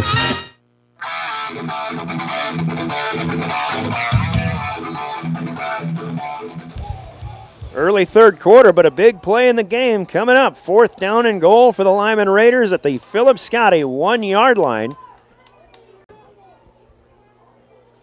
Raiders trying to turn the second Phillip turnover of the night into points, and more importantly, reclaim the lead. Phillip leads at 12-8. Which was our halftime score. I formation, Ty Schindler under center. They snuck for 1.5 yards on the last play. They'll sneak for 1.5 yards. Good enough across the goal line. Touchdown, Lyman. And the Raiders do take the lead, 14-12. 4th touchdown of the game, but the first touchdown that is scored on a running play. The previous 3 all on passing plays from both teams combined. So the Raiders lead by 2. They'll go for 2. Try to make it a 4-point advantage. This one capping a 6-play, 70-yard scoring drive. The big play was a Ty Schindler 58-yard ramble. 8:14 on the clock. See what the Raiders have from just outside the 2-yard line on this conversion attempt. Schindler is the quarterback in the pistol. He'll go to the left side, try to cut back over left end, and he makes it through. Goal line achieved, and a 2-point conversion is good. Lyman's 2 for 2 in conversions. Phillip is 0 for 2, and as such, Lyman leads by 4. 16-12, the Raiders will kick when we come back in 30 seconds with more regional high school football on KGFX. Good luck, Phillip Scotties, from your fans at Phillip Motors in Phillip. So far this season, you've proved that talent, determination, and working together as a team are the keys to success. Keep up the good work and go get them, Scotties. The Phillip Motor team is behind you all the way. Phillip Motor, a proud supporter of high school athletics and activities, and the Phillip Scotties. Next time you're looking for a new vehicle, stop by Phillip Motor and visit with the guys or call 859-2585.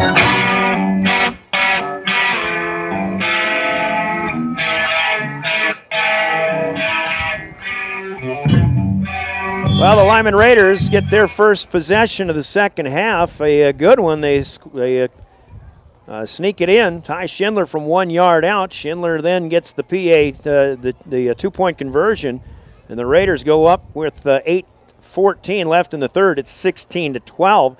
And after that two-point conversion attempt in a ball game that has had real good behavior, we've seen a lot of good sportsmanship in this game all night long, but Phillip, for whatever reason, was guilty of an unsportsmanlike conduct penalty, and that's a 15-yard infraction that goes against the Scotties. Now Jaden Biggers will have it 15 yards added on to kick off. He'll actually kick off from the Phillip 45-yard line. Jaden's got enough to just put it through the end zone, I think, usually, but we'll see how they go with this one. 8:14 to go. Biggers with a big foot, and this one will land into the end zone. Touchback, and that'll set the Scotties up 1st and 10 at their own 20-yard line. Now you'd think touchback to start an offensive possession, that's a common way to start. But for teams who don't have good,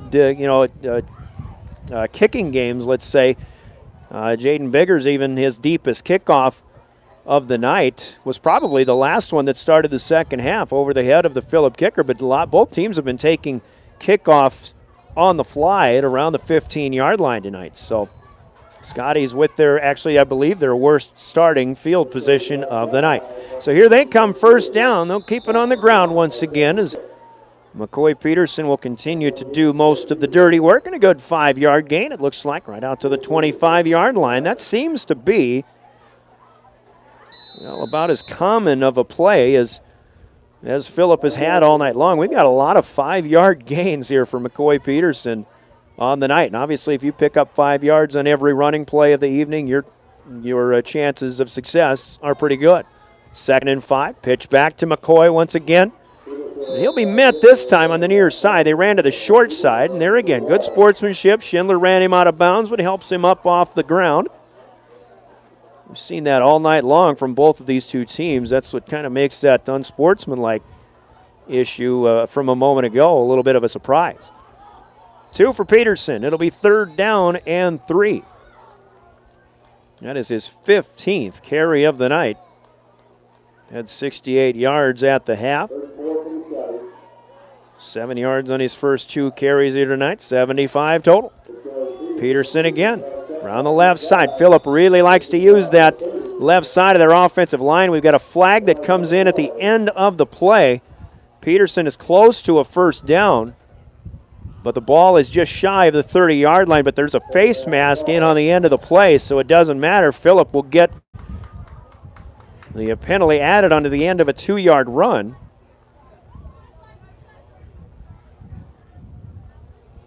And is there 5 and 15 in high school? This one off the hat. It's just a 5-yard markup, but it will help Phillip to a first down. So we'll have it 1st and 10 at the 35. It'll be opportunity here for Phillip to do what they did at the end of the first half. Nice sustained drive, move the chains, see if you can get 6 on the board. Back to pass goes Jones. And the pocket collapses on him. Biggers got in there to make him tuck and run, but there's Corwin Moore-Eimer. There's Jacob Schindler to bring him down. This will be our first quarterback sack of the night, a loss of 3 on the play. Back to the 32-yard line. 2nd and 13 for the Scotties. 6:55 counting down here in the third. Regional high school football on KGFX. Love to see these other teams that are in our listening area and bring them to you before we get to them in the postseason. Oh, fumble, ball's on the ground as Peterson went right side. He got brought down, and there's not a lot of celebrating going on out there, so it looked like Phillip is able to cover it up. I don't think it was Peterson who fell on his own fumble, so a break here for the Scotties. And the referee will blow the whistle. They have a car out on the north side of the field with their headlights on. They want that turned off. That happens a lot in small town football. Peterson, by the way, picked up a yard just ahead of the 33, but Phillip has a third down and about 11. Lights are off, and we're ready to go again. 3rd and 11, big play for the Scotties. Jones back to pass, heaves it right down the middle of the field. There's Carson Hamill with the ball caught ahead of Ty Schindler. He catches it at the 35. Schindler runs him down to the 20-yard line of the Raiders. But Carson Hamill, who caught the 71-yard touchdown to start the scoring in the second quarter, catches another big one. But you look way back at the line of scrimmage, and everybody's going to have to come all the way back. There's a flag on the field. Well, the good news for the announcer is you don't have to do a lot of math on that one. The bad news is a very exciting play is not going to count for the Phillip Scotties here. Well, it would have been a 37. Ball from the 33 down to the 20, 37-yard would-be pickup, but everybody coming back to the spot of foul, which is at about the 28-yard line, so that was well behind the line of scrimmage, and they'll mark it off 10 yards from there. A devastating penalty here for the Scotties, marking them all the way back to the 19-yard line. And again, negating a 37-yard pass caught by Carson Hamill. 4th penalty marked against Phillip tonight. Shotgun snap, 3rd and a Hockin County mile. Jones, a little bit of play action, wants to heave. It's high up in the air. Can Collar get to it? No, he can't. Actually, it's not Collar. It's McCoy Peterson, and there's another flag out here. And there was contact in the pattern. Tyson Floyd hands up, can't believe it. I don't know if I didn't see it happen, but he probably thinks Peterson just ran right into him.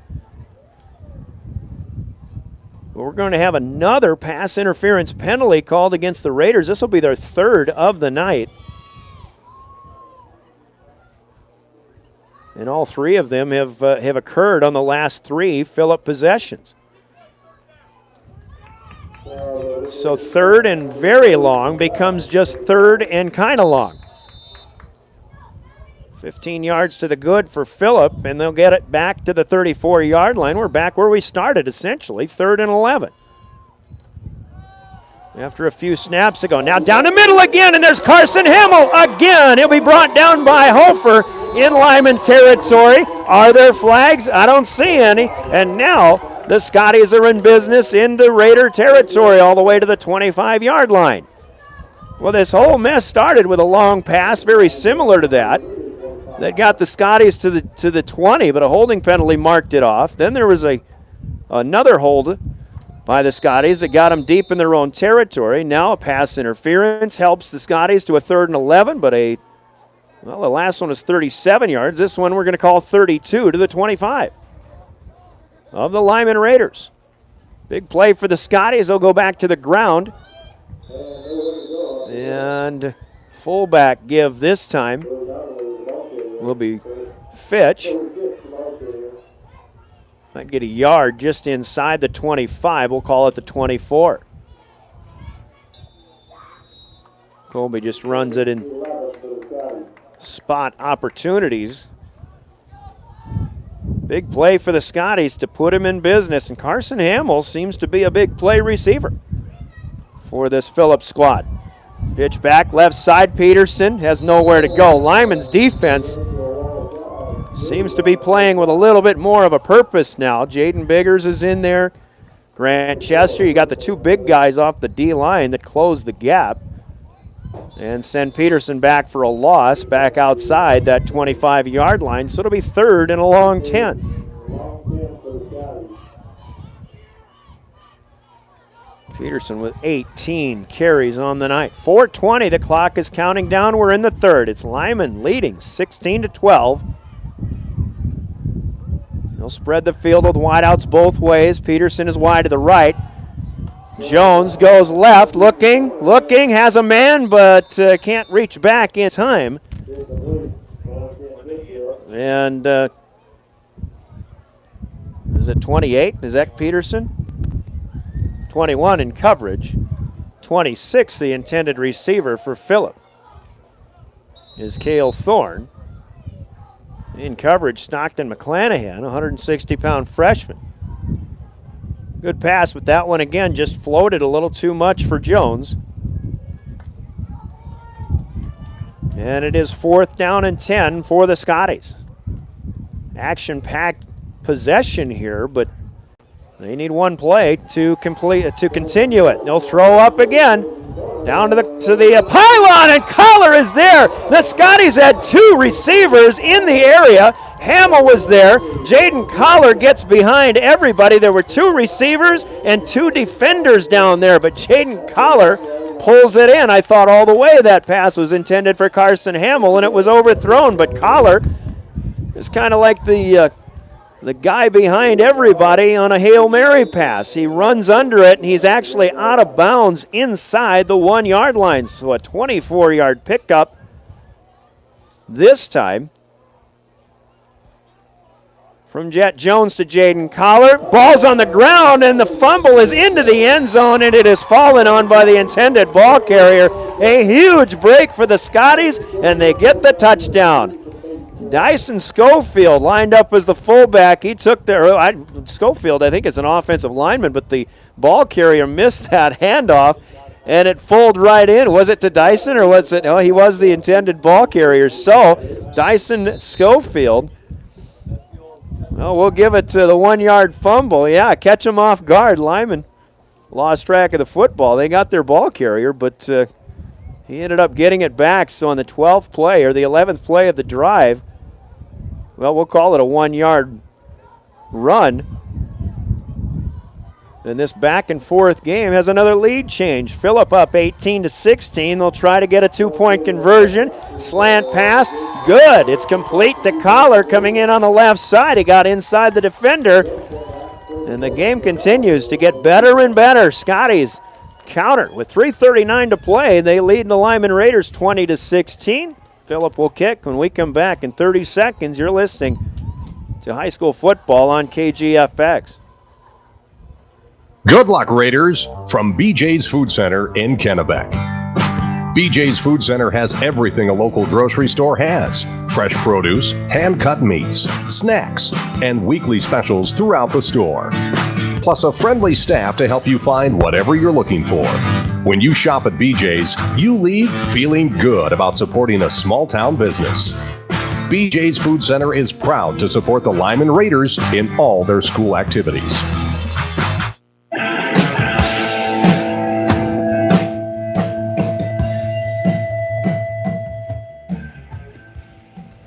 Another long, sustained drive here for Phillip, and I'll tell you what, every score on the board tonight has been in alternating fashion. Phillip scored first, Lyman second, Phillip third, Lyman fourth, and now Phillip the 5th score of the night. They lead 20-16 as Jet Jones kicks off, taken by the deep man of the Lyman Raiders at the 15-yard line. Up the middle of the field comes Ty Schindler across the 25 to the 30. It looks like he'll be stopped in the vicinity of the 33-yard line, coming back left to right. So all night long, teams have had to counter scores, and they've been able to do that. We'll see if Lyman can make good on their next opportunity. 3:33 left to play in the 3rd period. Cool night here on homecoming night in Phillip. Ty Schindler in at quarterback. Comes out of the pistol once again. And they're going to go on a reverse. It's a double reverse back to Schindler. He wants to throw long. Looks for Corwin Moore-Eimer.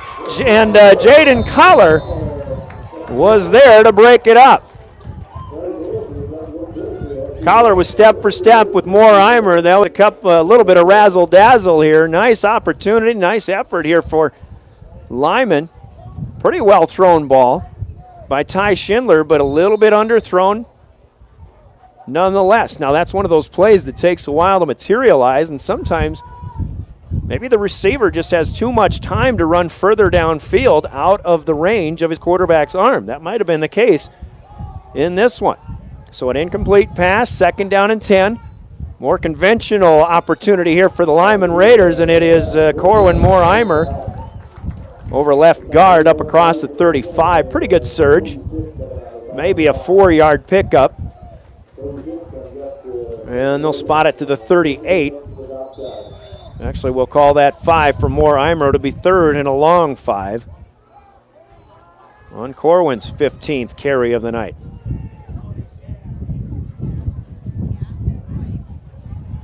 Big play here for Lyman. You get the sense now, the way the scoring has gone in this game, that maybe the last team that has the ball tonight is the one team that's going to come up with a victory.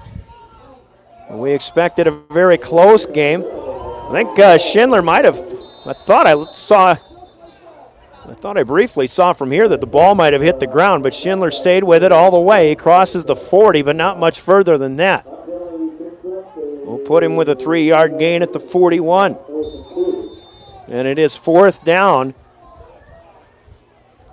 Now with 2:17, 2:15 counting down in the third quarter. Still a lot of time in this game. If Lyman punts, they'd have the wind with them, but it looks like they are going to punt here. Phillip has nobody back deep. They are not going to punt. It's a direct snap to the short receiver, and that's Corwin Moore Eimer, who got hit out of bounds by Carson Hamill, and the near side official right there to throw the flag. We've got unnecessary roughness on the Scotties, so it is a fake punt. And a run picked up with a first down by Moore Eimer well into Phillip territory, and then a personal foul against the Scotties. I really didn't expect Lyman to be punting, although I thought it would have been a good idea in the field position, but they do want to stay aggressive, maybe keep the wind at their back as long as possible here to close out the third period. So, the end of the play, well, after the penalty gets spotted, Lyman well into Phillip territory just outside the 35-yard line. So we're going to call it, let's call it the 36. That would mean Moore Eimer got to about the Lyman 49-yard line, picked up 8 yards for the first down. And Lyman is in business once again. Schindler in the backfield. Takes the handoff from Tyson Floyd. Up the gut and inside the 35. In fact, he gets into the 30-yard line range and finally stopped at the 29. That was a pretty good surge there for Ty Schindler. An 8-yard pickup, in fact, to the 28. And Schindler has now carried 10 times, so he and Moore Eimer, pretty good 1-2 punch in the backfield. Schindler had the biggest run of the night for Lyman, 58-yarder to set up their last score. He'll be back under center again. Hofer is in front of Moore Eimer in the eye. Corwin Moore Eimer takes the pitch. And good gain here on 2nd and 4. I think they'll get the first down. Now, one thing I'm just going to speculate. Lyman's got a little bit bigger guys on the line of scrimmage, both sides of the ball, and it looks like right now that the Raiders are starting to do what they were able to do against Hill City last week, just wear the Rangers down. They shut them out 38-0 in that second half. Broke open what was a close game at halftime. To the 25, a gain of 3 for Corwin Moore Eimer, but we'll see if that trend happens to continue here. If the Lyman offensive line dictates the flow of this game. Not on this play, though. Phillips' defensive line stuffs this one. Moore Eimer for a yard inside the 25. We'll call it the 24. Early on in this game, it was the Phillip defense, both teams on defense, but Phillips in particular was the one that had to come up with the biggest plays to keep what was a scoreless game scoreless at the time. Schindler's in the gun now. 2 wideouts to the left side. The ball from the near hash mark. Here's a slant to Moore Eimer, and he heard footsteps from the Phillip defense and was unable to haul the pass in. McCoy Peterson got a hit on him. Incomplete, it stays at the 24, and Lyman will have it 3rd and 9. Last play of the third quarter, and there is the gun. So on the Wagner-Auto scoreboard, we've got a good one. Phillip led 12-8 at the half. Both teams get 6+2 here in the third period, and our score is 20-16. Phillip leading Lyman. Wagner Auto Company appear the one place to go. Their year-end sales event continuing and concluding this weekend at the Northridge Plaza in Pierce. Stop up and see them. 60-second break, quarter number 4. Coming up next, it's regional high school football, 1060 KGFX and drgnews.com. Best of luck to the Phillip Scotties from First National Bank in Phillip. We are proud to sponsor the Scotties and our youth in all their activities. First National Bank in Phillip has, for over 100 years, served a large part of western South Dakota by providing quality banking based on customer service.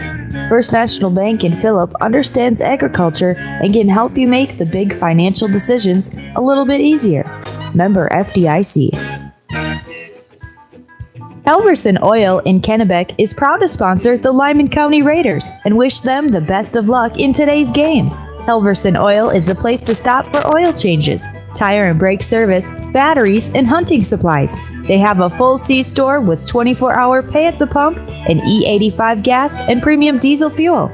Good luck to all teams participating, and go Raiders! From Judy and the staff at Helverson Oil in Kennebec.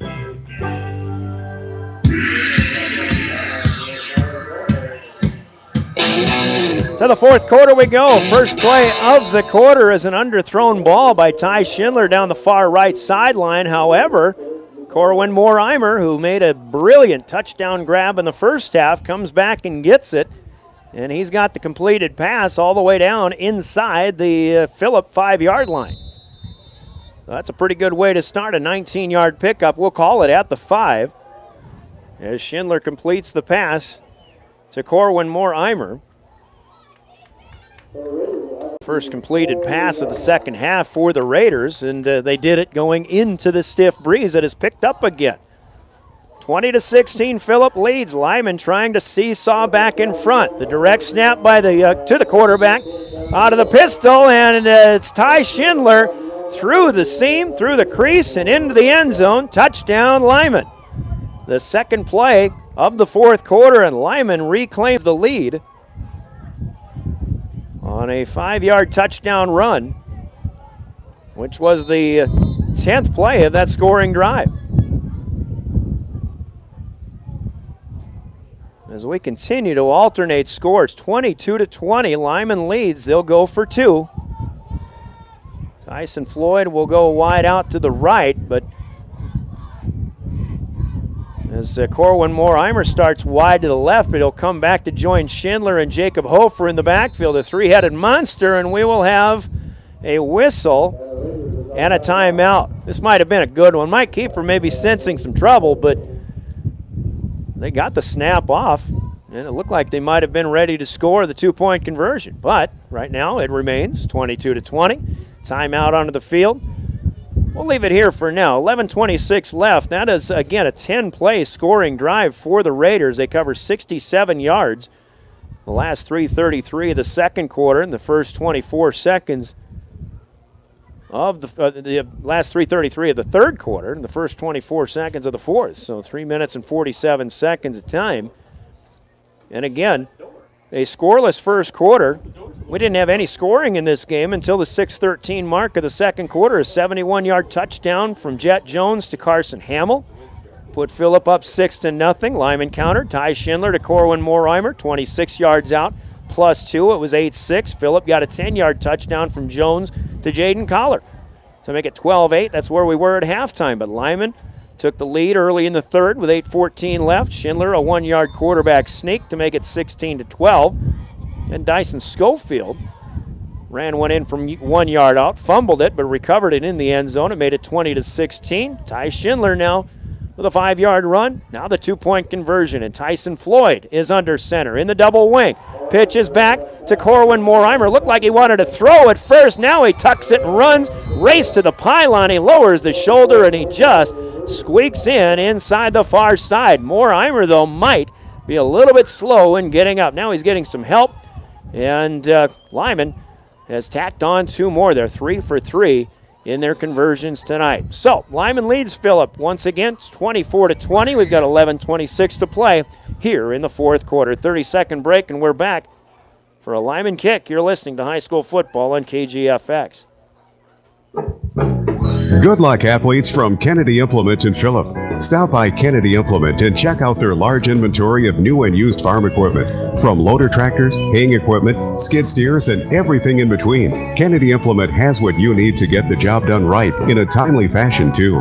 Kennedy Implement carries New Holland, McCormick, Woods, and many other preferred manufacturers. Stop by and let them know how they can help you. Kennedy Implement in Phillip.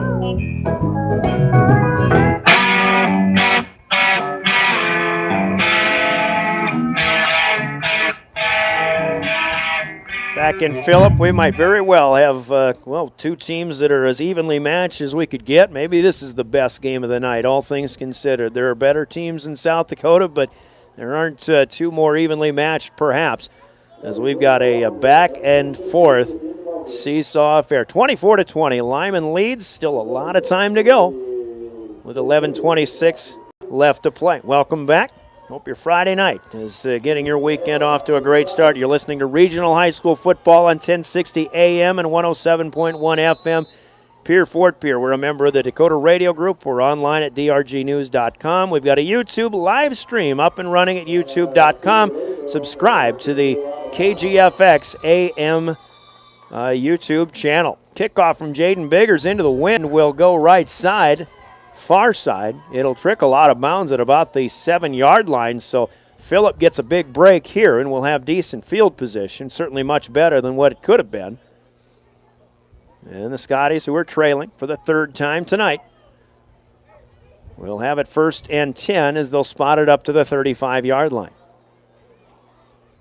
11:26 still to play. A couple of updated scores we've got for you. Pier leading at Brookings, pitching a shutout, 21-0. Pier spending their first week at number 1 in Class 11 AA, leading the number 3 team in the state in the Brookings Bobcats. Winner leads Mount Vernon Plankinson 28-14. They're in the fourth. Our KPLO game, Miller Highmore Herald having no trouble at Platte Geddes, leading 48-8, and that was a halftime score. Phillip takes it to the ground. They'll give it to McCoy Peterson on the pitch. Left side run up across the 40-yard line, close to, maybe close to a first down. Looks like he'll get to the 43. And it'll be 2nd down and 2 from there. And so now it's the Scotties for the first time since the first quarter, traveling south to north, left to right here in our vantage point. And for the first time since that first quarter, they've got the breeze in their back. The flags, again, on the north side of the field aren't blowing a lot, but we've got a good breeze blowing through the press box with the windows open. A couple of flags thrown here on this running attempt as Peterson, for now, has a first down, but they're going to wave that off. It'll be against the Scotties. I think both officials saw the same, both officials that threw their flags saw the same infraction here. Grant Chester talking with our head official, the referee, Randy Thomas, and we'll accept the penalty from, it's a chop block that's called against Phillip. So worse than a holding penalty. That's a 15-yard mark-off. That's probably why 2 officials saw it. That's something you don't see very often. Hard to miss. So a mark-off back to the 29-yard line. The 15-yard penalty against the Scotties, so they'll have it. They did have it 2nd and 2. Now it is 2nd and 17. 10:35. Counting down here in the fourth, 24-20. Lyman leads the Phillip Scotties, and Phillip's homecoming night. Both teams are 2-2. Jet Jones will use the wind, throw deep down the right side. Jaden Collar can't get to it in time. Pass is overthrown just a bit. So a long pass attempt, and we've had both quarterbacks, whether it be Ty Schindler or Jet Jones, they both showed off their arm quite a bit tonight, both into and against the wind. Cold night here in Phillip. Boy, I tell you what, if this game gets played tomorrow, it would be about 20 or 30 degrees warmer than it is right now, but I'm sure the players are feeling right at home. Temp's about 50 degrees. Here's a flat pattern out to Collar, and he had to, or rather Peterson, out to the near side. But Peterson unable to haul this one in. His knee might have been down had he caught the ball anyway to go low to try to bring it in. So it is now 4th and long. For the second time tonight, Jet Jones going to have to punt one away for Phillip. It's really been rare since the middle of the second quarter that any team, either team, has been stopped on defense. Phillip threw an interception on the first possession of the second half. We've got a 5-yard penalty against Lyman here for offside. But they do have room to spare. It's a 4th and 17. That'll become 4th and 12. But without that interception that started on the possession that started the second half, we have had 6 straight possessions for both teams combined that have ended in touchdowns. And that's all the points in the game, 24-20. Jones gets a fairly decent kick, but it is taken by one of the, I think is that Youthy out there?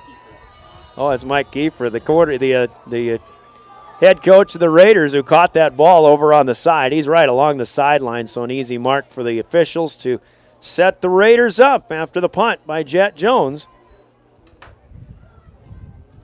It'll be 1st and 10 for the Raiders at the 40-yard line.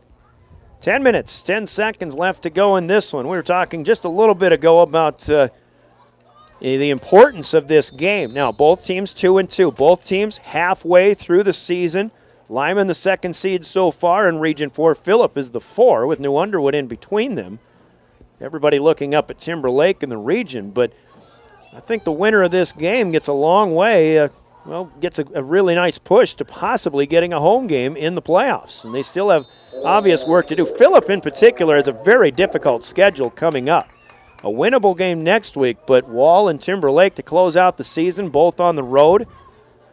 Both tough games. We've got a Lyman Raider down after a running play to start this next Raider possession.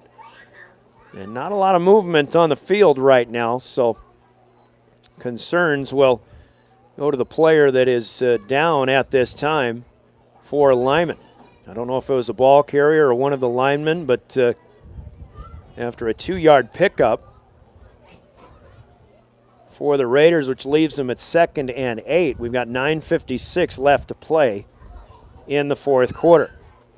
So with, again, back to that conversation, or back to that point about the upcoming schedules, I think this game much more important perhaps for the Scotties in terms of trying to keep their playoff seeding as favorable as it can be with that tough schedule coming up. Lyman again later on the rest of the way has their home finale. They've got New Underwood next week. It's a winnable game for them. They have a winnable game at Rapid City Christian the week to follow. Their final game of the season, which will be on KPLO-FM at Kimball White Lake, will be a pretty tough matchup. But Lyman right now currently sitting as the number 2 seed, but none of that matters right now. Everybody has taken a knee in this game, both sides, and the concern is for one of the Lyman Raiders who is down on the field and getting some attention. We'll take a quick injury timeout here. Hope for the best. It's 24-20. Lyman leads, and we're back after this break. You're listening to Regional High School Football, 1060 KGFX.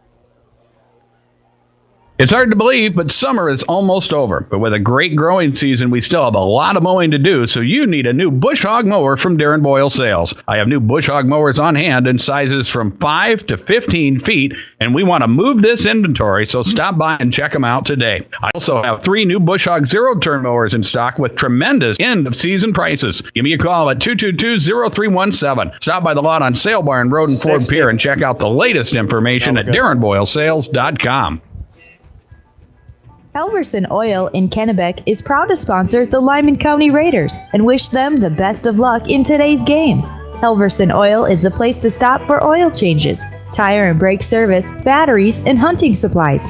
They have a full C-store with 24-hour pay at the pump and E85 gas and premium diesel fuel. Good luck to all teams participating in Go Raiders from Judy and the staff at Halverson Oil in Kennebec.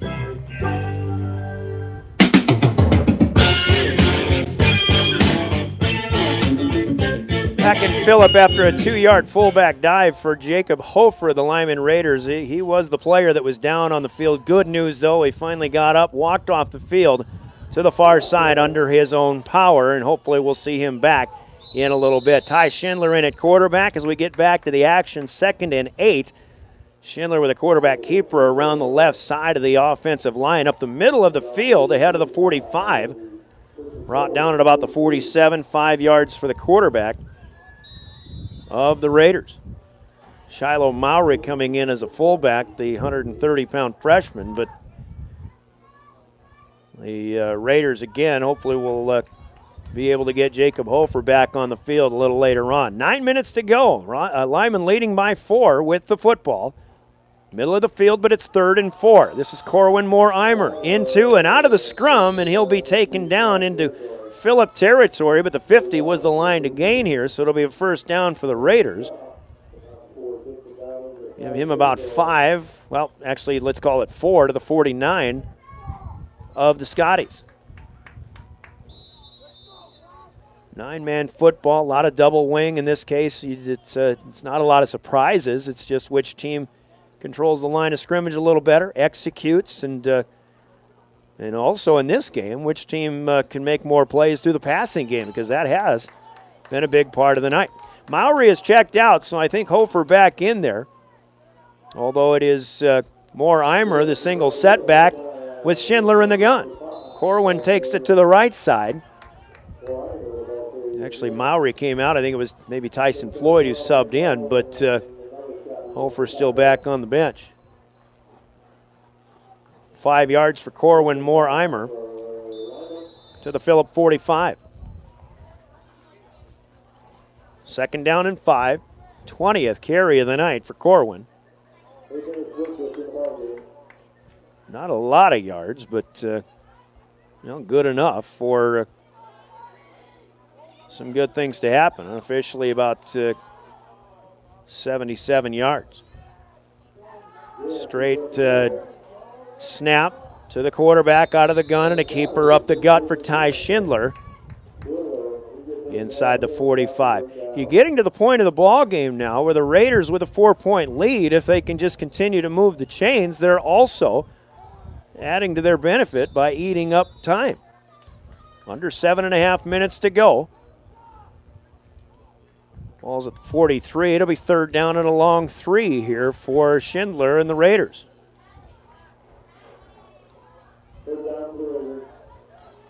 Back and forth, obviously. We've had 6 touchdowns in this game, and the teams have alternated them. And we've got movement in the backfield with Mowry, who is back in there at the fullback spot. And a false start for Lyman will mark him back. Mowry, again, not normally in there in this capacity. You've got Jacob Hofer, who was banged up a few plays ago, had to come out of the game. And Mowry coming in to just fill that spot, but got a head start and a 5-yard penalty. So back to a 3rd and 9. Clock starting up again, now to 6:45. Lyman moving into a southerly breeze. Schindler in the gun, rolling to the right, hook pattern, back to Moore-Eimer, who stumbled on his stop and turn, but he is able to make the catch, I believe, out on the far side of the field, just past the line to gain. That was a heck of a play by Corwin Moore-Eimer. I was watching him as Lyman had 2 flankers out on the right side, and one of them went on a go route. It was Corwin Moore-Eimer who went on the button hook and stopped and came back to it, but again kind of slipped at first, but he dives and makes another catch. Corwin's 4th grab of the night. This one inside the 40 down to the 37-yard line. Pickup of about 11 on the play. Moore-Eimer has the prettiest catch of the night for the Raiders, and what was a 26-yard touchdown off of his shoe tops. Straight up the gut, quarterback keeper for Schindler. And this one to the 35 at best, which would only be a 2-yard gain. But again, Lyman right now, the best thing that's happening for them is all of the time that's being chewed off the clock. They started this possession at their own 40-yard line, but with more than 10 minutes on the clock. Now we're under 6 minutes, 4.5 minutes already being taken off of the clock on this one drive. As Lyman leads 24-20. Now 5:25 and counting down as they break the huddle. 3 seconds on the play clock. High pitch, but Morheimer brings it down. Umpire got taken out on this play. Morheimer's inside the 30, maybe to the 29. Take that back, 30 inside the 35 to the 33. Only a gain of 2. 3rd and 5 for the Lyman Raiders.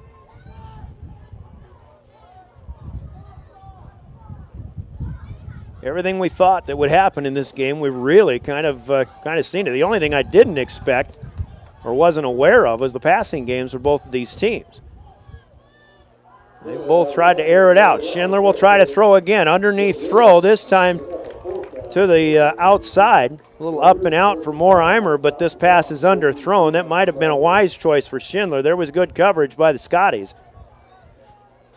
But a big play coming up. It'll be 4th and 5 after the incompletion. 4:33 with the clock stopped after the incomplete pass.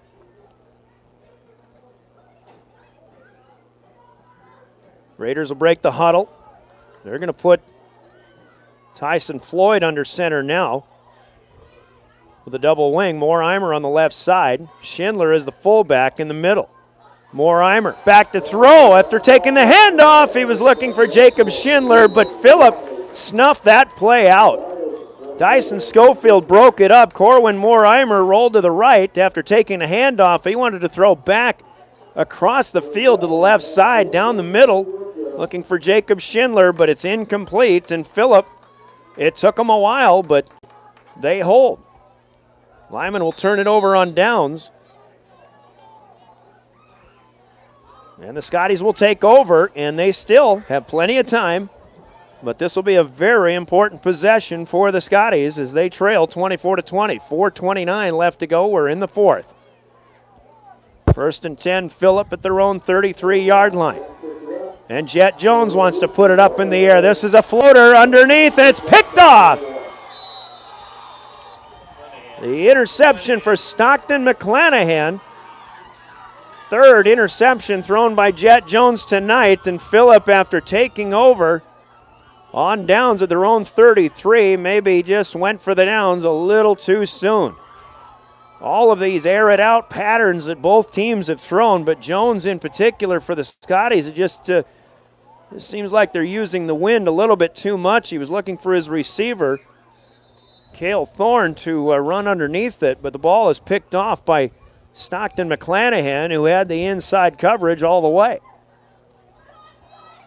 So the Raiders will take over on their own 30-yard line, a long pass pattern, but Lyman doesn't care. They've got the ball back. They still lead 24-20. The 3rd interception, the 3rd turnover of the night, and Corwin Morheimer's got running room out on the far side. And as he cuts back away from the sideline to keep the clock running at the end of this play, there's a flag thrown back in the middle of the field from behind the play, and there's a block in the back against the Raiders. So, Morheimer with a pretty good gain on 1st down. Most of that is going to be negated, but it'll still be 1st down.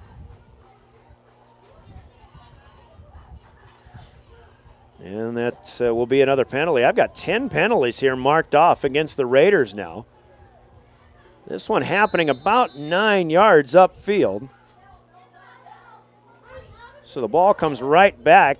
It was a little ahead of the 30. Now it's right on the 30-yard line. 1st and 10 and a half. I'm going to give Corwin the yardage on that one, but The 10-yard penalty marks it off again. Lyman will have to do over, essentially.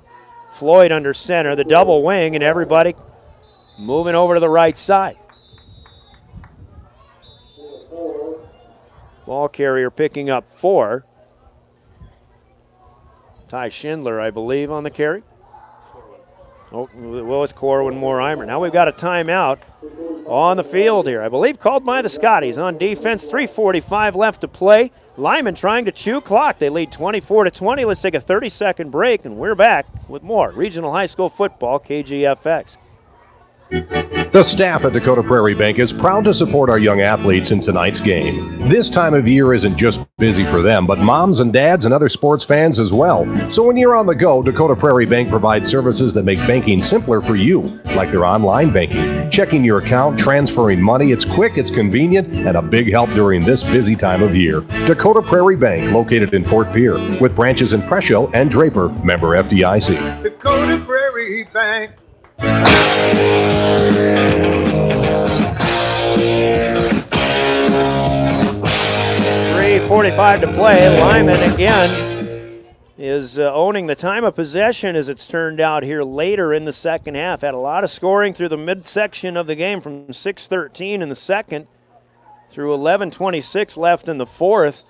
6 out of 7 possessions ended in touchdowns, 3 for each team, and they were literally alternating. We've had 5 lead changes along the way after Phillip scored first, and it's 24-20. Lyman has the lead, and after an interception, they have it at 2nd and 4 at their own 34-yard line. Phillip used, I believe, just their first timeout on defense as they try to preserve as much time on the clock, but they need a defensive stop. Here's Corwin Moore-Eimer on the inside handoff once again. Up ahead of the 35. And another timeout coming from the Scotties on what'll be a 3rd and 4. 3-yard gain to the 37 will leave Lyman with a 3rd and 3, the 24th carry of the night for the workhorse, Corwin Moore-Eimer. 3:36 left on the clock. Now again, Lyman 24, Phillip 20.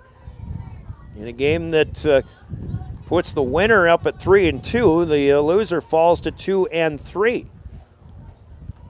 But again, I think for the team that loses this game, their playoff chances take a major hit. And that's why the importance of this game cannot be understated, as both teams will certainly want to get to at least one extra game off of the end of the 8-game regular season. KPLO game scoring update. Miller Highmore Herald was still leading 48-8 at Platte Geddes at the end of 3. And there is a huge game going on between Mount Vernon, Plankinton, and Winter. Winter led 28-14. Now Mount Vernon Plankinton has run off 16 unanswered, and they lead Winter 30-28 with under 4 minutes left to go in that game. That would have been the marquee game of the night, in my opinion. Ty Schindler, the quarterback, will keep it himself. Duck his head. He's looking for the first down, but he's not going to get it. Going to be stopped about a yard short up near the 40-yard line, but they spot him at the 39. Now Lyman's got a decision to make. 3:14 left. Do you punt and let your defense do the work, or do you get greedy and try to pick up a yard in Phillip territory?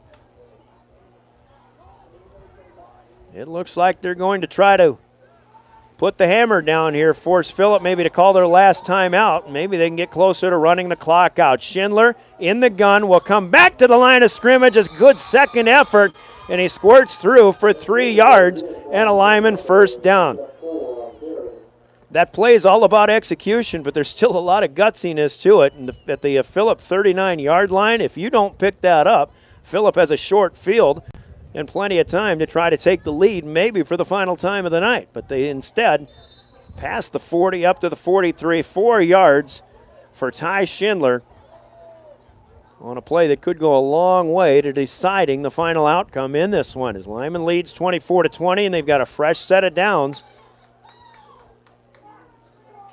And Phillip may be out of timeouts here. I was thinking they used 2, but they must have used all 3 of them now. Schindler will keep it, still in the gun. Nothing fancy here, just following his big right guard. Justice Jessup lining up on the right side.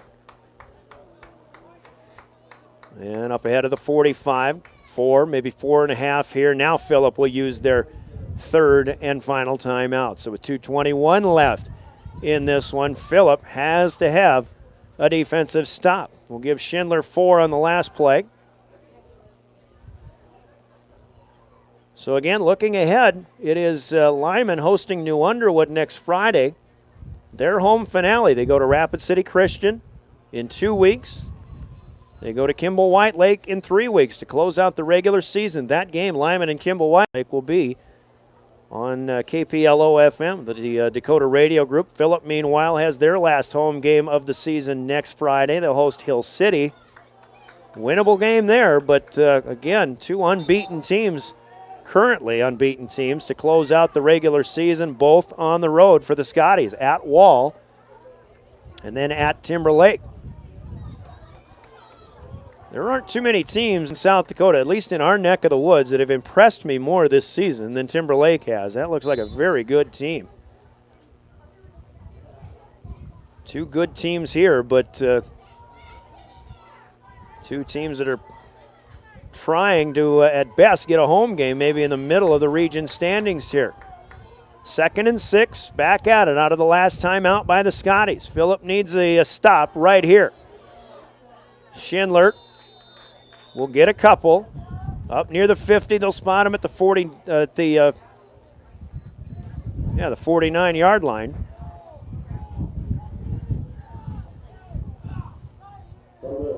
So it'll be 3rd down and 4. There really are 2 more plays I think that Phillip has to get a stop on, but after about another minute and 20 seconds off the clock, if that's, well, let's backpedal that. Let's make it maybe about a minute.